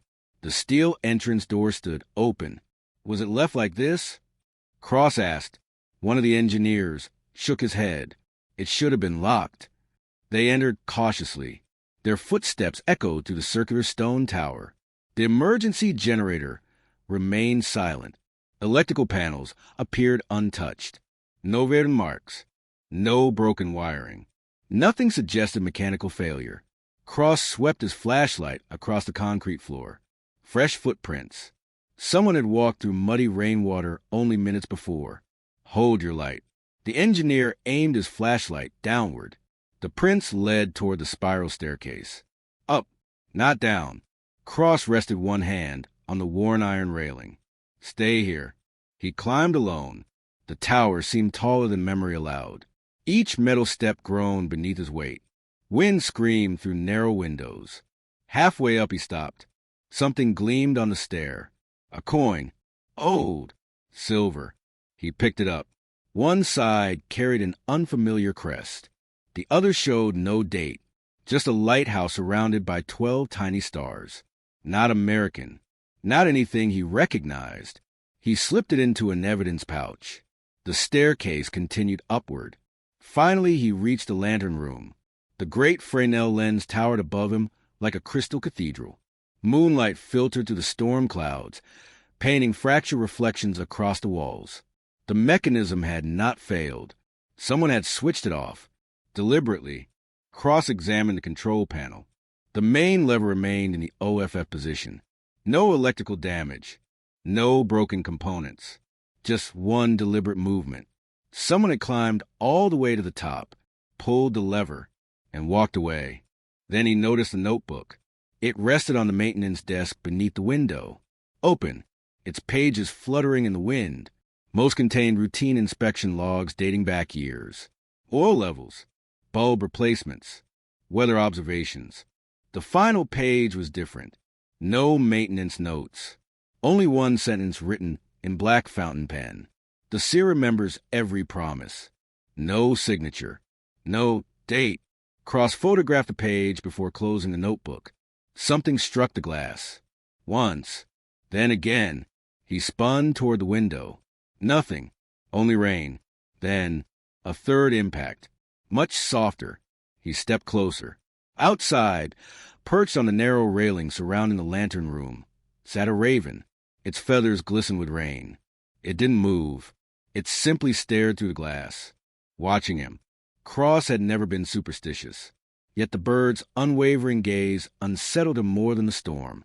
Suddenly the radio on his shoulder crackled. Cross. Static. Then Briggs' voice. Return immediately. What happened? Another burst of static.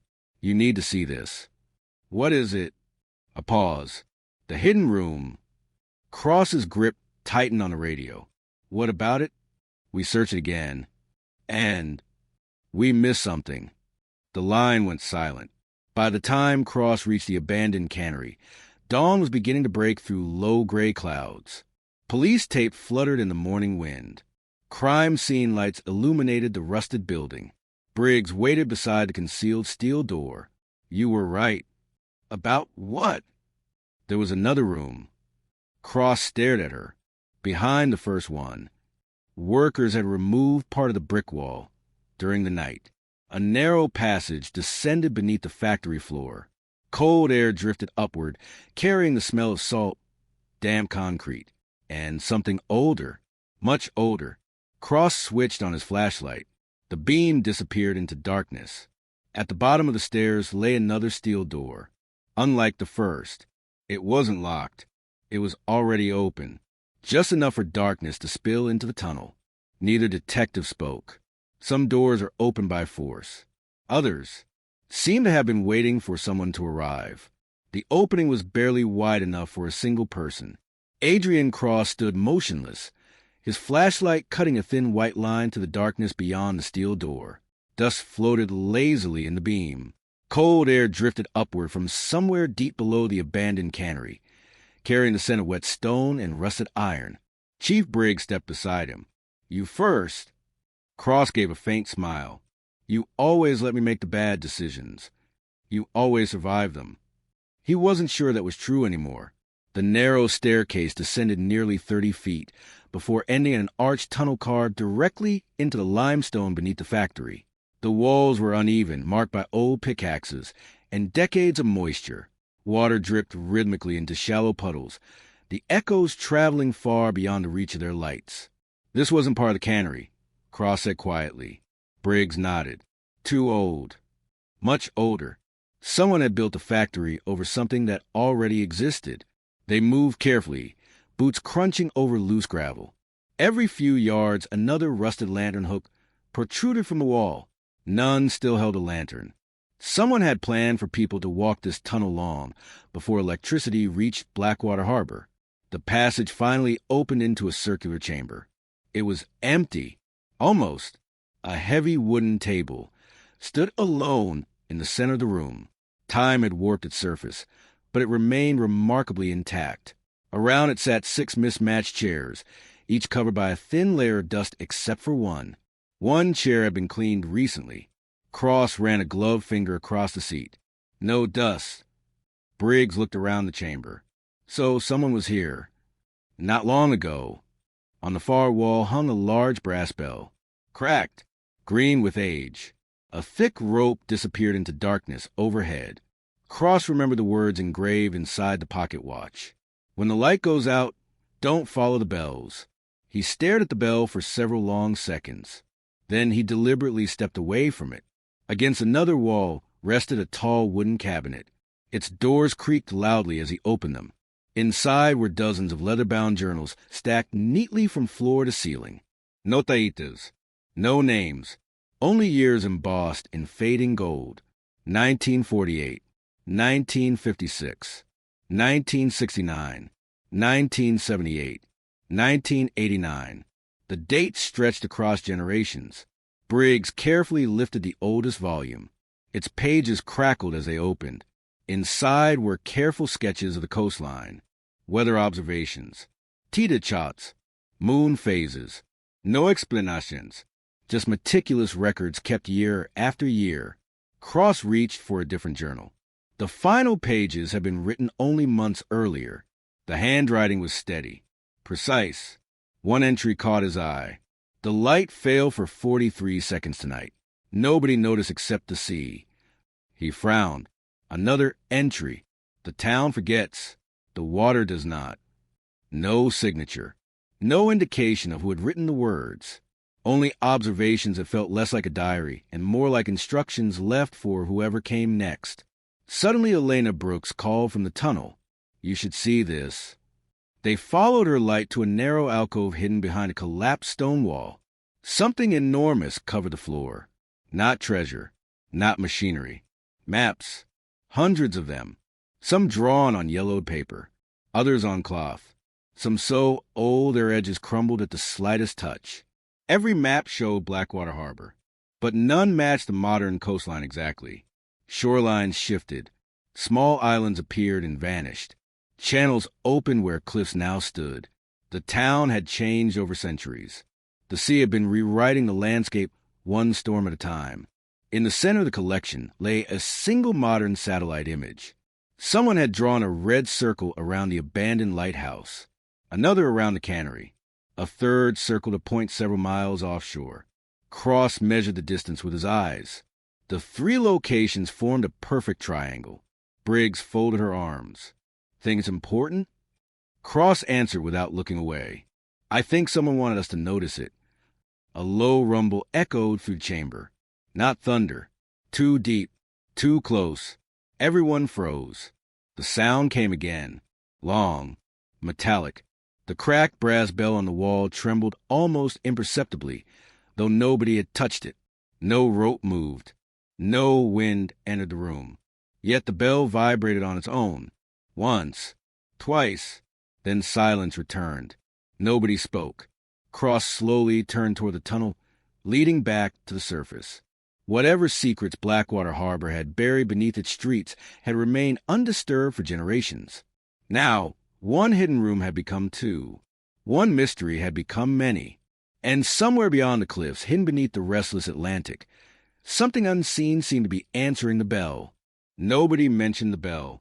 Not on the walk back through the tunnel. Not while climbing the narrow staircase. Not even after the steel door closed behind them with a heavy metallic thud. Some experiences became stranger the moment they were spoken aloud. Outside, dawn spread slowly across Blackwater Harbor. The storm had passed. The sea looked calm again. Too calm. Detective Elena Brooks stood beside an evidence van watching technicians catalog the journals recovered from the underground chamber. There are 63 of them, she said. Different handwriting? Cross picked one up. Looks like several. She nodded. Different ink, different paper, different styles. So they weren't written by one person. No. She looked toward the abandoned cannery. It feels like each writer expected someone else to continue. Cross didn't answer. Instead, he opened the newest journal. Most entries described tides, weather, migrating birds, and maintenance around the lighthouse. Routine observations. Until the final pages. The handwriting became hurried, less controlled. One sentence stretched diagonally across the paper as though written in haste. The lighthouse doesn't guide ships anymore. Another page. It watches. Then another. If the light goes dark again, someone must go below before sunset. The final page contained only a rough charcoal drawing. 3 circles. 1 triangle. Exactly the same pattern they had found on the map. By noon, the journals had been moved into the archives of the town museum, where humidity control rooms offer the best chance of preserving them. Museum curator Amelia Rhodes welcomed the detectives with obvious curiosity. "I've lived here 27 years, she said, adjusting her glasses, "and I've never heard anyone mention a chamber beneath the cannery." "You've studied the town's history?" "My entire career." Cross placed one of the journals on her desk. "Then maybe you've seen this symbol." He pointed to the triangle enclosing 3 circles. Amelia froze, only for a second, but Cross noticed. "You recognize it?" She hesitated. "Not officially." "What does that mean?" She unlocked a cabinet and removed a flat wooden box wrapped in faded cloth. Inside lay a weathered leather book far older than any recovered from the tunnel. The pages were almost black with age. "This belonged to my grandfather," she said quietly. "He was the lighthouse keeper." Cross carefully opened the book. Unlike the journals from the chamber, this one contained sketches instead of observations.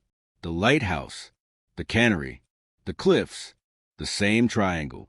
Beneath the drawing, someone had written, "The 3 keepers." Who were they? Elena asked. Amelia shook her head. "I don't know. My grandfather never explained. He only told me one thing before he died." Cross looked up. "What was it?" She took a slow breath. "Every generation thinks the lighthouse protects the town." She paused. "They're wrong." The room fell silent. That evening, Cross drove alone to the cliffs.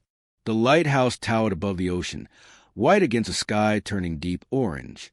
Tourists had returned after the storm. Children chased gulls across the rocks. Couples photographed the sunset. Everything looked peaceful. He wondered how many people realized they were walking above tunnels hidden beneath their feet. A voice interrupted his thoughts. "Beautiful view." Cross turned. An elderly fisherman stood beside the railing holding a bucket filled with mackerel. "You the detective?" Cross nodded. The old man smiled. "My name's Jonah Pierce. I heard you're asking questions." "I usually am."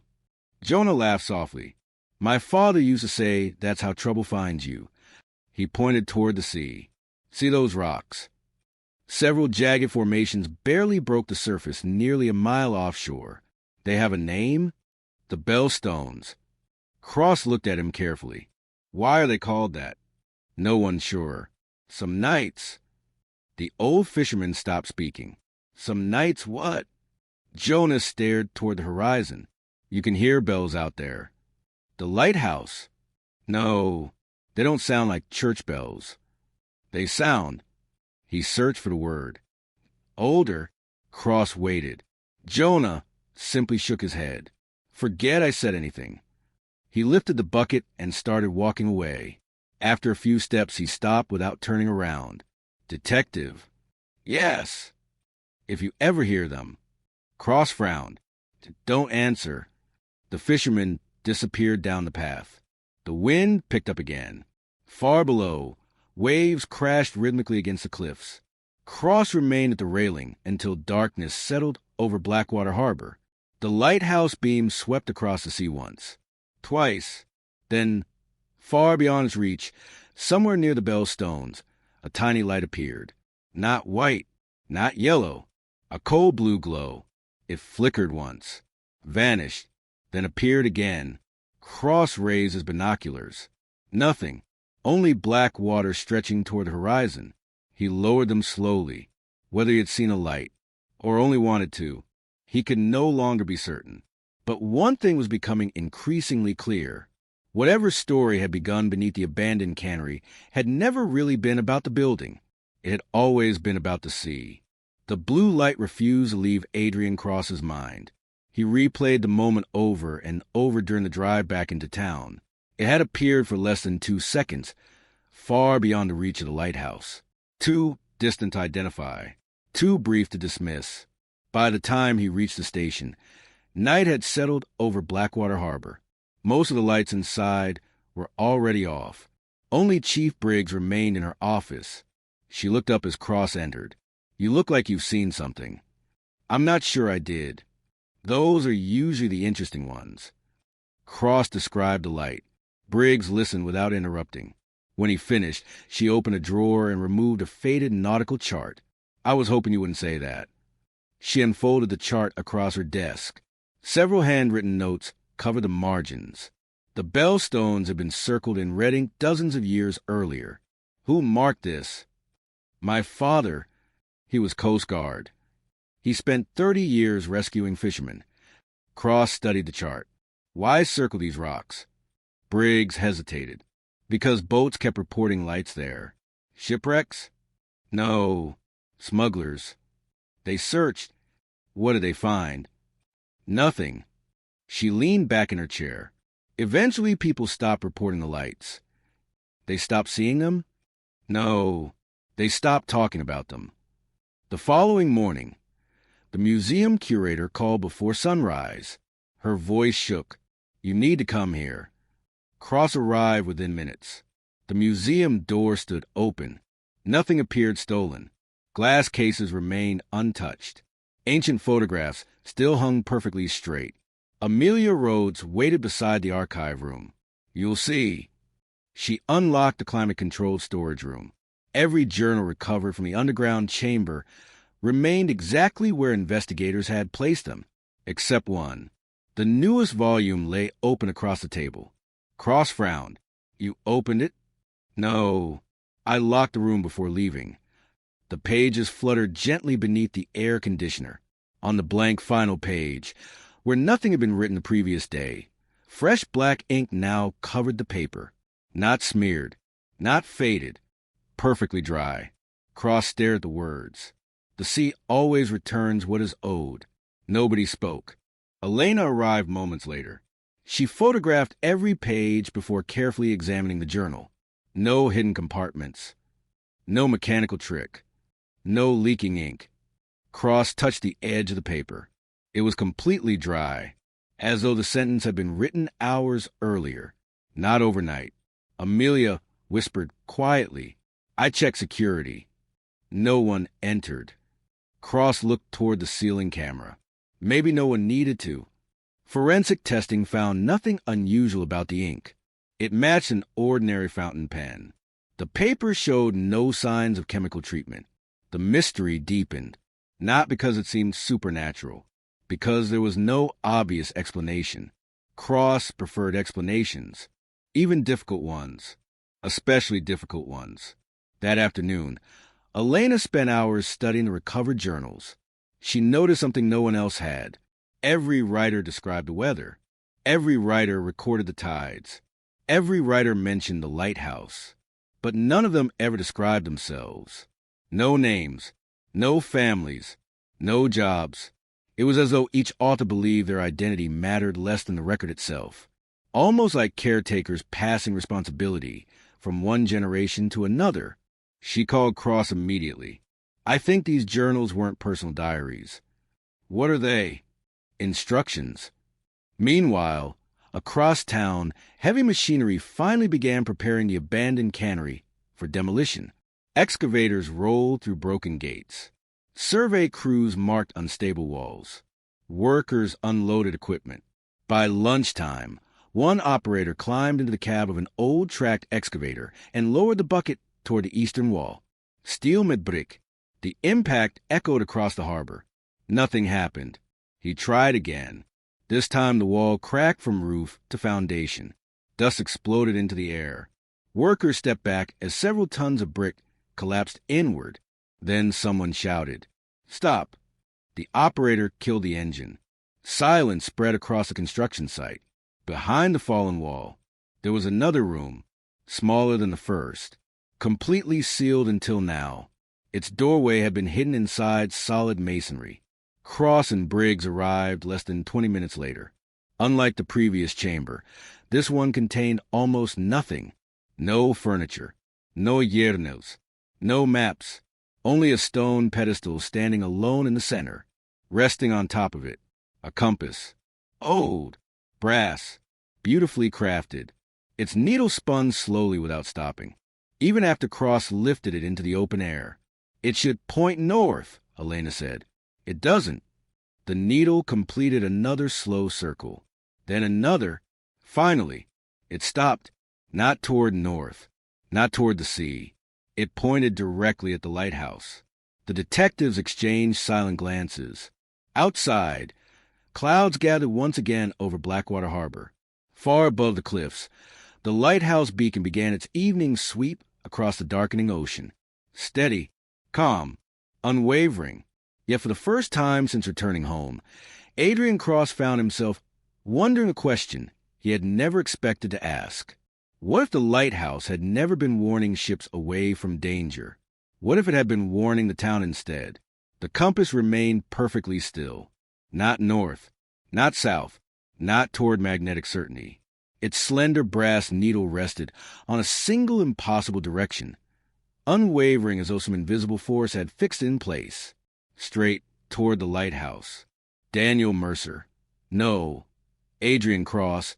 He reminded himself with a faint smile at his own exhaustion, closed the glass cover carefully, and placed the antique compass back onto the velvet-lined evidence tray. No one in the room spoke. Construction workers, detectives, engineers, and forensic technicians all stared at the small instrument as if expecting it to move again. It didn't.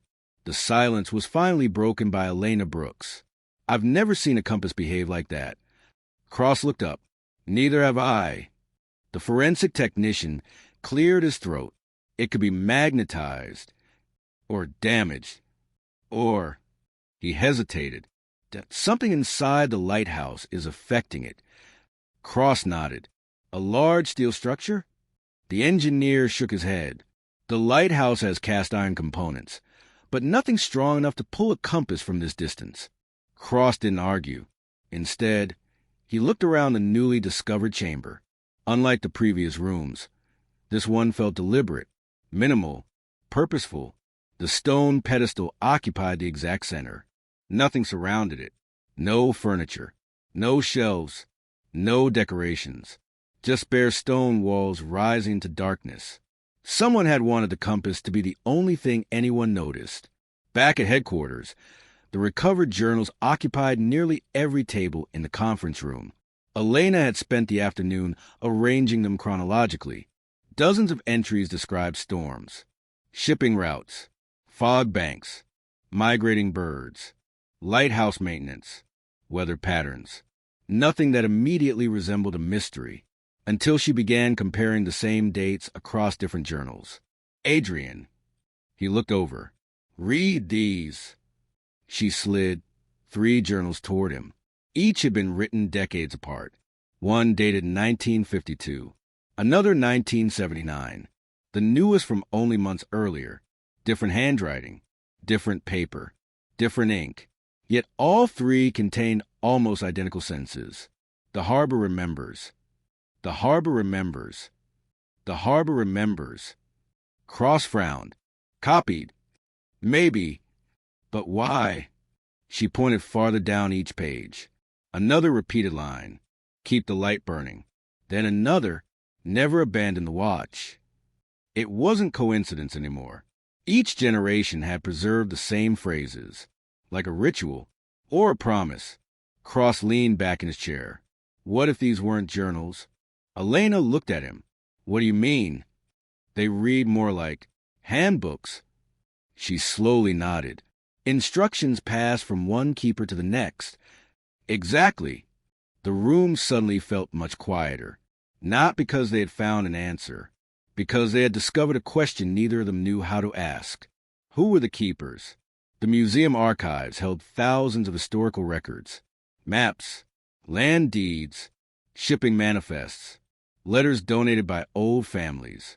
Cross and Amelia spent nearly 6 hours searching through boxes that hadn't been opened in years. Most revealed ordinary history, fishing licenses, church records, school attendance books. Then Amelia stopped. I think I have something. She carefully unfolded a brittle newspaper printed in 1911. The headline covered nearly half the page. Lighthouse closed for 3 days after mysterious fire. Cross read quickly. The article described a blaze inside the lantern room that forced the lighthouse to remain dark while repairs were completed. No ships had been lost. No one had been injured. Yet one paragraph stood out. Several longtime residents insisted volunteers remain at the lighthouse throughout the outage despite the danger. Their reason was never officially recorded. Cross circled the sentence with his finger. They were worried about more than ships. Amelia nodded slowly. It would seem so. That evening, Blackwater Harbor hosted its annual Autumn Lantern Festival. The celebration filled the waterfront with music, food stalls, and hundreds of glowing paper lanterns drifting above the streets. Children laughed. Street musicians played old sea songs. Tourists photographed everything. For a few hours, the town seemed wonderfully ordinary. Cross walked alone through the crowd. He preferred observing, listening. Small towns often revealed themselves during celebrations. People spoke more freely when they believed no one important was listening. Near the pier, an elderly woman sold handmade wooden carvings. Most depicted seabirds, fishing boats, the lighthouse. Cross picked up one small carving. It showed 3 circles joined inside a triangle, the same symbol. The woman noticed his expression. My grandfather used to carve those. What does it mean? She smiled sadly. I never asked. You've seen it before? All my life. She wrapped the carving in brown paper before handing it back. The old families keep strange traditions. What kind of traditions? They leave lanterns in their windows whenever the lighthouse goes dark. Cross paused. Why? My grandmother said it was polite. Polite? She never explained to whom. Before Cross could ask another question, customers gathered around the stall. The conversation ended as quietly as it had begun. Late that night, unable to sleep, Cross climbed the bluff overlooking the harbor. The festival below had nearly ended. Most lanterns had burned out. Only a handful still floated gently above the water before disappearing into darkness. The lighthouse beams swept slowly across the sea. Steady, reliable, comforting. Cross removed the antique compass from its evidence case. Again the needle turned. Again it settled toward the lighthouse. He crouched on the damp grass and examined its engraved brass housing more carefully than before. Tiny scratches covered the metal. Not random. Letters, almost invisible beneath years of wear. He held a flashlight at an angle. The inscription slowly emerged. Not a maker's mark. Not a serial number. Just 5 worn words. Return it before the tide. Cross stared at the message. Return what? To whom? Before which tide? The questions lingered in the cold night air.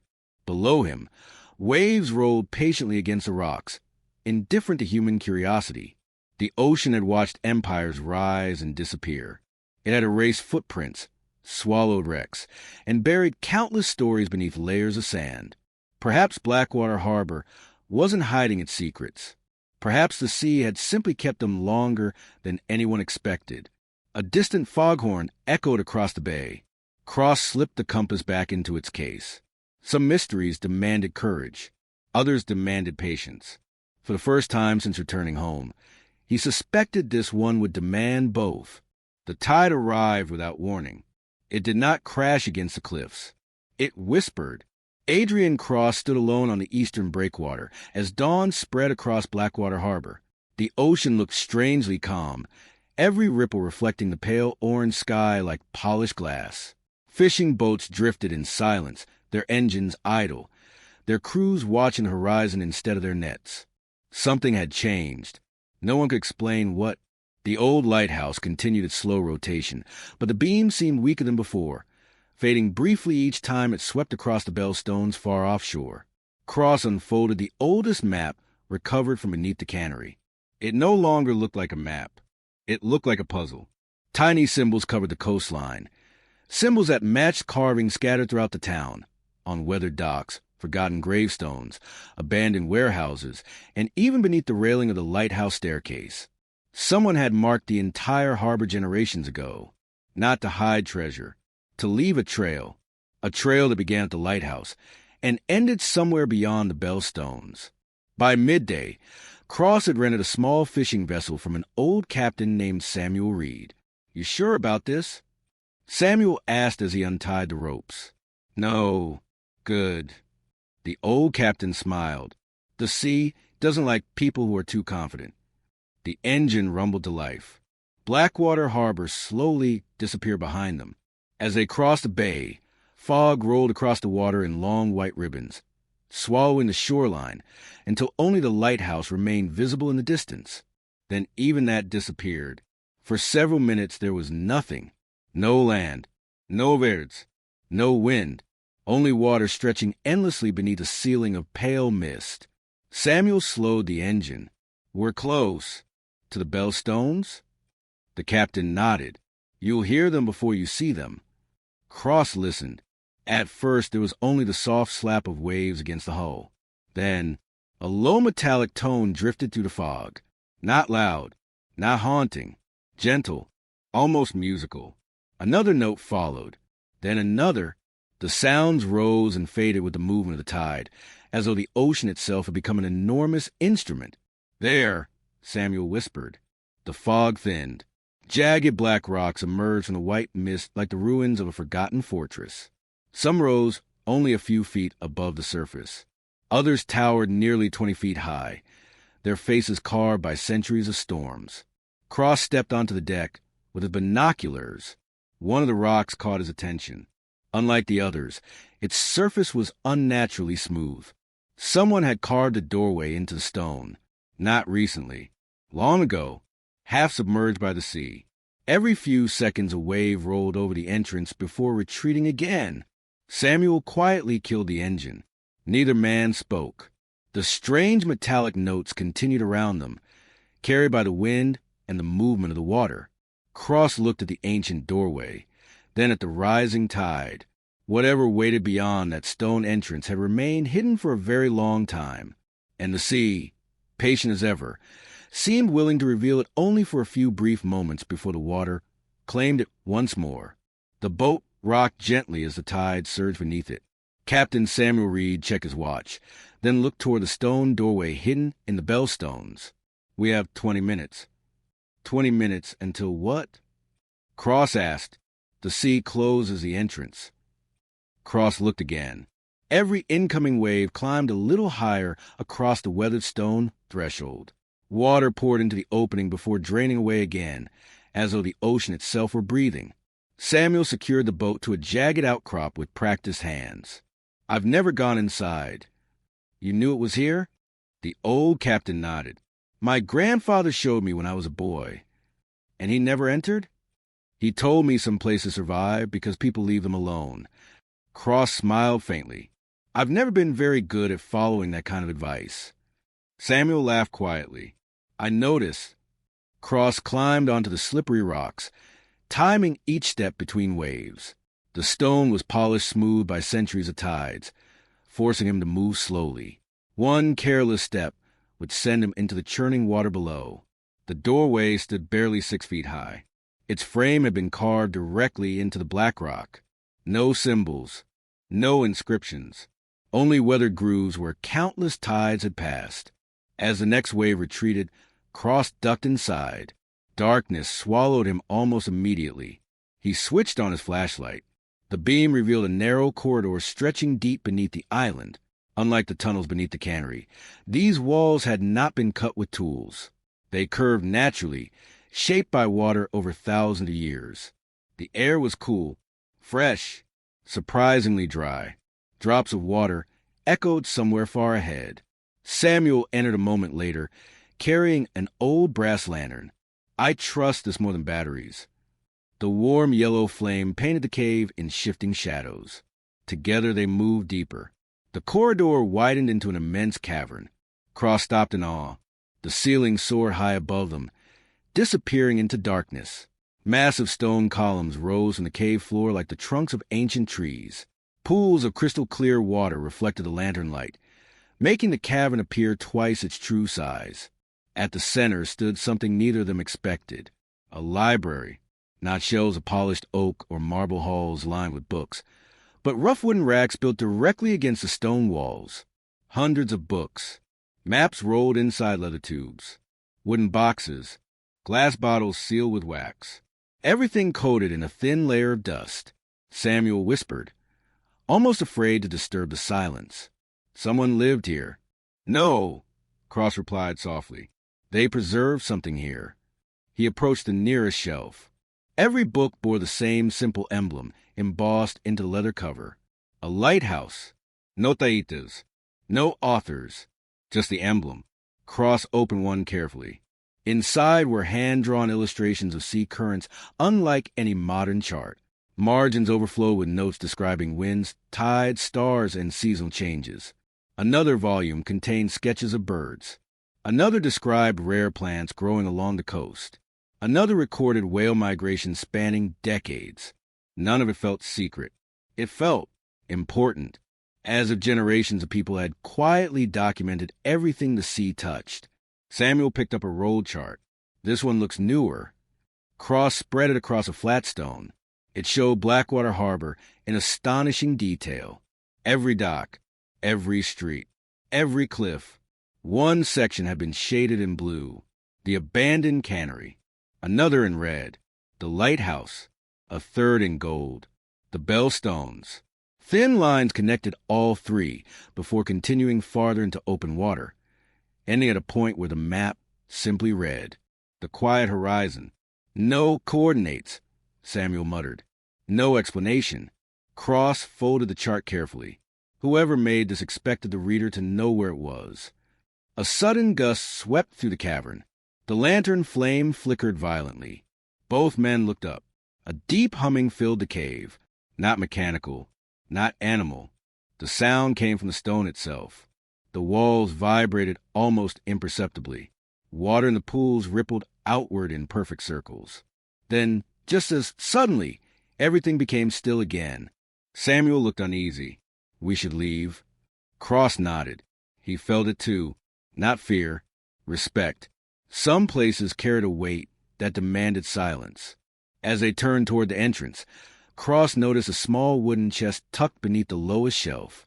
Unlike everything else in the cavern, it wasn't covered in dust. Someone had opened it recently. He knelt and slowly lifted the lid. Inside lay a single leather journal. Fresh, modern. The ink on the first page looked no more than a few weeks old. Cross read the opening line aloud. If you are reading this, it means the harbor has chosen a new keeper. Neither man spoke. The words lingered in the quiet cavern. Cross gently closed the journal and placed it into his satchel. Outside, the roar of the incoming tide grew louder. Water rushed through the entrance in powerful surges, reminding them that the sea had little patience. They hurried back through the winding passage. As they stepped onto the rocks, a towering wave crashed against the island, sending white spray high into the air. Within moments, the doorway disappeared beneath the rising water. From the boat, Cross watched the dark entrance vanish completely. It was as if the island had swallowed its own secret once more. The bellstones drifted silently behind them as Samuel started the engine.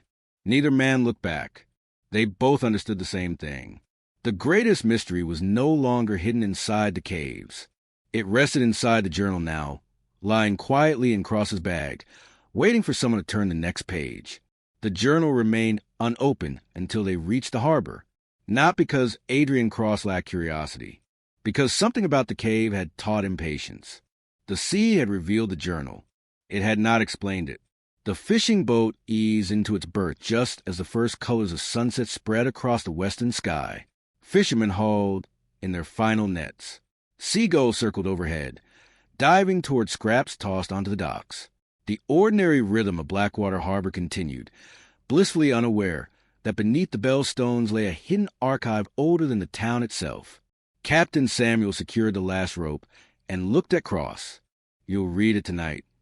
"I have to." Samuel nodded. "Read every page." And then the old captain smiled wearily. "You'll understand why nobody ever leaves this town completely."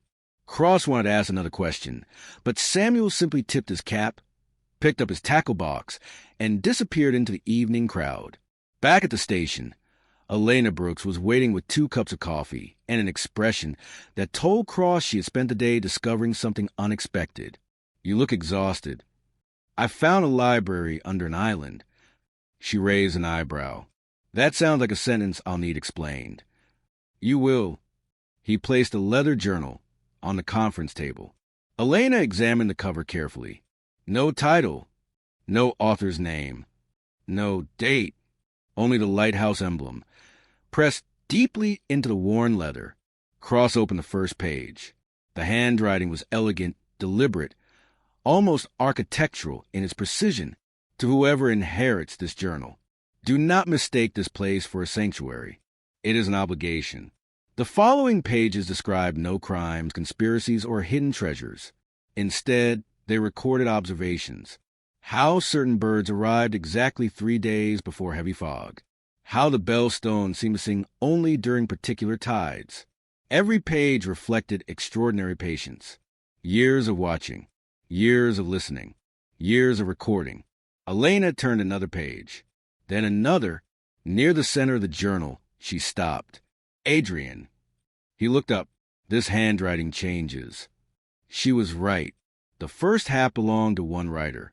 The second half belonged to another. Then another. The journal had passed through many hands. Each person continued the work without ever introducing themselves. Only one rule appeared again and again. Observe. Never interfere unless necessary. Cross leaned back in his chair. "This isn't a diary." "It's a relay." "Exactly." Each generation had accepted responsibility before quietly passing onward. They worked late into the night. Page after page revealed pieces of Blackwater Harbor that no history book had ever mentioned. There were sketches of tidal caves that appeared only once every few decades. Descriptions of strange blue algae glowing beneath moonlight. Notes about migrating whales that followed routes abandoned by modern shipping. One entry fascinated Cross more than any other. It described the lighthouse not as a navigation beacon, but as a clock that measured seasons rather than hours. The beam, according to the writer, had always aligned with the bell stones during the autumn equinox. Cross frowned. "That's tomorrow." Elena looked up immediately. "You sure?" He checked the calendar. October 22nd. The autumn equinox festival will begin at sunset. The lighthouse would complete thousands of ordinary rotations, except one. One rotation each year would point directly toward the bell stones. Not by accident, by design. The next afternoon, Cross climbed the lighthouse alone. Tourists wandered the lower level, photographing antique equipment and reading historical displays. None of them noticed him continue upward. The spiral staircase seemed endless. Light filtered through narrow windows, tracing moving circles across the stone walls. At the lantern room, he found caretaker Oliver Finch polishing the enormous Fresnel lens. Oliver had maintained the lighthouse for nearly 20 years. He smiled warmly. "Back again? I have a question." "Most people do." Cross unfolded the old chart recovered from the cave. "What happens tomorrow evening?" Oliver stopped polishing. "That's an unusual question."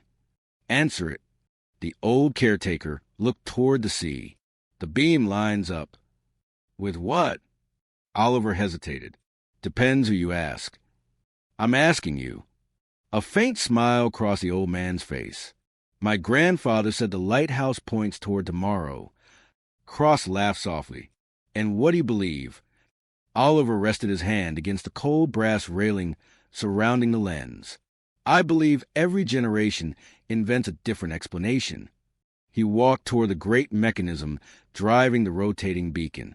It doesn't really matter why. What matters, he gently touched one of the enormous gears, is that someone keeps winding the clock. That evening, Blackwater Harbor gathered once more along the waterfront. Lanterns floated above the streets.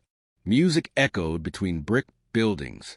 Children laughed as fireworks painted brief flashes of color across the darkening sky. Cross stood atop the lighthouse balcony, watching the celebration below. From this height, the town looked impossibly peaceful. Tiny lights reflected across calm water. Fishing boats rocked gently in the harbor. Beyond them, the bell stones waited in darkness. The great lens turned. Slowly, patiently, its brilliant white beams swept across the sea. Again, then, as the final light of sunset disappeared below the horizon, the mechanism reached a point marked only by a tiny brass notch almost invisible to the naked eye. The beam paused, just for a heartbeat, then continued its endless rotation. Cross followed the light through his binoculars. It stretched across black water until it touched the bellstones. For one extraordinary moment, the rocks answered, not with sound, not with fire, but with hundreds of tiny blue lights blooming across their wet surfaces, like stars awakening beneath the sea. Cross lowered the binoculars in stunned silence. Below him, the festival continued. Music played. People danced. Children chased lanterns through the streets. No one looked toward the horizon. No one seemed to notice that, far beyond the harbor, the bellstones had begun to glow. As quietly as they had awakened, they slowly faded back into darkness. The lighthouse continued its endless sweep across the sea, and Blackwater Harbor, unaware of the secret it had witnessed, celebrated long into the night beneath a sky full of stars. The blue lights vanished so quietly that Adrian Cross wondered whether he had imagined them. He lowered the binoculars, rubbed his eyes, and looked again. Only darkness. The bellstones had become nothing more than black silhouettes rising from the sea, their jagged outlines swallowed by drifting fog. Below, the lantern festival continued as though nothing extraordinary had happened. Children laughed while paper lanterns floated into the sky. Musicians played old maritime songs that echoed across the harbor. Vendors called out to passing families. Life moved forward with a comfortable rhythm of tradition. No one looked toward the horizon. No one noticed that, for a brief moment, the sea had answered the lighthouse. Cross remained on the observation deck until the last visitor left. When the lighthouse finally closed for the night, the tower became strangely peaceful. The endless murmur of the ocean drifted through open windows. The great Fresnel lens continued its slow rotation, every movement accompanied by the steady ticking of gears that had survived generations of storms. Oliver Finch locked the entrance behind the final tourists. You stayed longer than most. Cross smiled. I had questions. And I found more. Oliver laughed softly. That's usually how this place works. The old keeper led Cross into a narrow maintenance room hidden behind a lantern mechanism. Unlike the public areas below, this room felt untouched by time. Hand tools hung neatly on wooden pegs. Brass oilkins lined dusty shelves. A workbench stood beneath a small circular window overlooking the sea. On the wall hung dozens of framed photographs. Every one showed the lighthouse. Different decades, different weather, different keepers. Cross stepped closer. The oldest photograph dated back more than a century. A bearded lighthouse keeper stood proudly beside the lantern room, surrounded by his family. The next showed another keeper, then another, generation after generation. One detail immediately caught Cross's attention. Each photograph included an apprentice, sometimes a son, sometimes a daughter, sometimes a complete stranger. Yet someone always stood beside the keeper. Why? Cross asked. Oliver joined him. The lighthouse was never meant to belong to one person. You always train someone. Oliver nodded. The sea changes. The storms change. The town changes. So the light must always pass to another pair of hands. Cross continued studying the photographs until one image stopped him. It had been taken in the late 1970s. A much younger Oliver stood beside an older keeper. Both smiled toward the camera. Between them rested the same brass compass recovered from beneath the cannery. Cross pointed. That's impossible. Oliver's smile faded. You found it. You knew about it. I knew it existed. You never mentioned it. Oliver folded his arms. You never asked. Cross turned toward him. Who buried it? Oliver looked out the window instead of answering. I don't know. My teacher only told me that it disappeared before I became keeper. Silence settled between them. Finally, Oliver spoke again. Objects matter less than people. What do you mean? The compass isn't important. What matters is why someone wanted it found. The following morning, thick fog rolled into Blackwater Harbor. Visibility dropped to less than 50 yards. Fishing boats remained tied to their docks. The ferry canceled every scheduled crossing. For the first time in years, the harbor became almost completely silent. Cross walked alone along the seawall. The fog muffled every sound. Buildings appeared only as gray shapes. Even the lighthouse vanished behind layers of white mist. He reached the old pier where Captain Samuel Reed was repairing fishing nets. You expected this fog, Cross said. Samuel smiled without looking up. It arrives every year. After the festival? Usually. Cross leaned against a weathered piling. I've been reading the journals.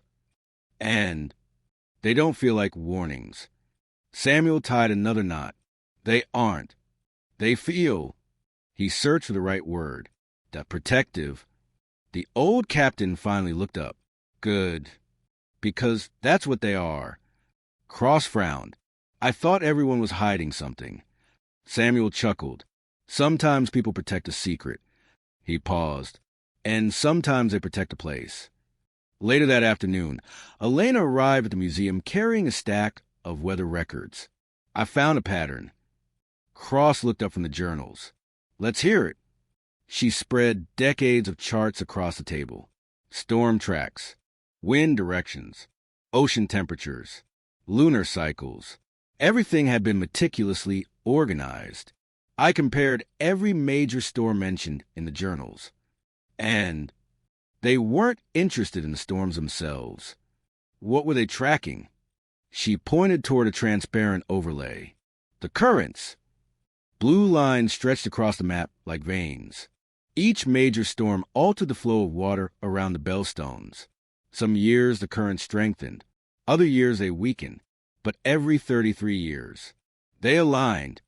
Perfectly. Cross stared at the map. The same year? Elena nodded.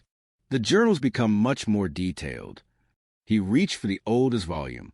The entries indeed became longer, more careful, almost urgent, not fearful, attentive, as though every 33 years something important happened beneath the sea. Not dangerous, simply rare. That evening, Cross climbed the cliffs overlooking Blackwater Harbor. The fog had finally begun to lift. Sunlight broke through scattered clouds, turning the ocean into sheets of silver. From this height, he could see everything. The lighthouse, the harbor, the Bellstones in the distance, the abandoned cannery. For the first time, the strange triangle drawn on countless maps made perfect sense. It wasn't marking separate locations. It was describing a relationship. 3 places connected by the movement of light, tide, and time. Not a puzzle designed to hide answers. A system designed to preserve balance. Cross sat on the cliff edge until sunset painted the sky in deep shades of gold and crimson. The wind carried the distant cries of seabirds returning to their nests. Far below, waves continued their endless conversation with the shore. Patient, unhurried. For weeks he had believed Blackwater Harbor concealed a mystery waiting to be solved. Now he wondered if he had misunderstood from the very beginning. Perhaps the harbor wasn't asking anyone to solve anything. Perhaps it simply wanted someone willing to listen.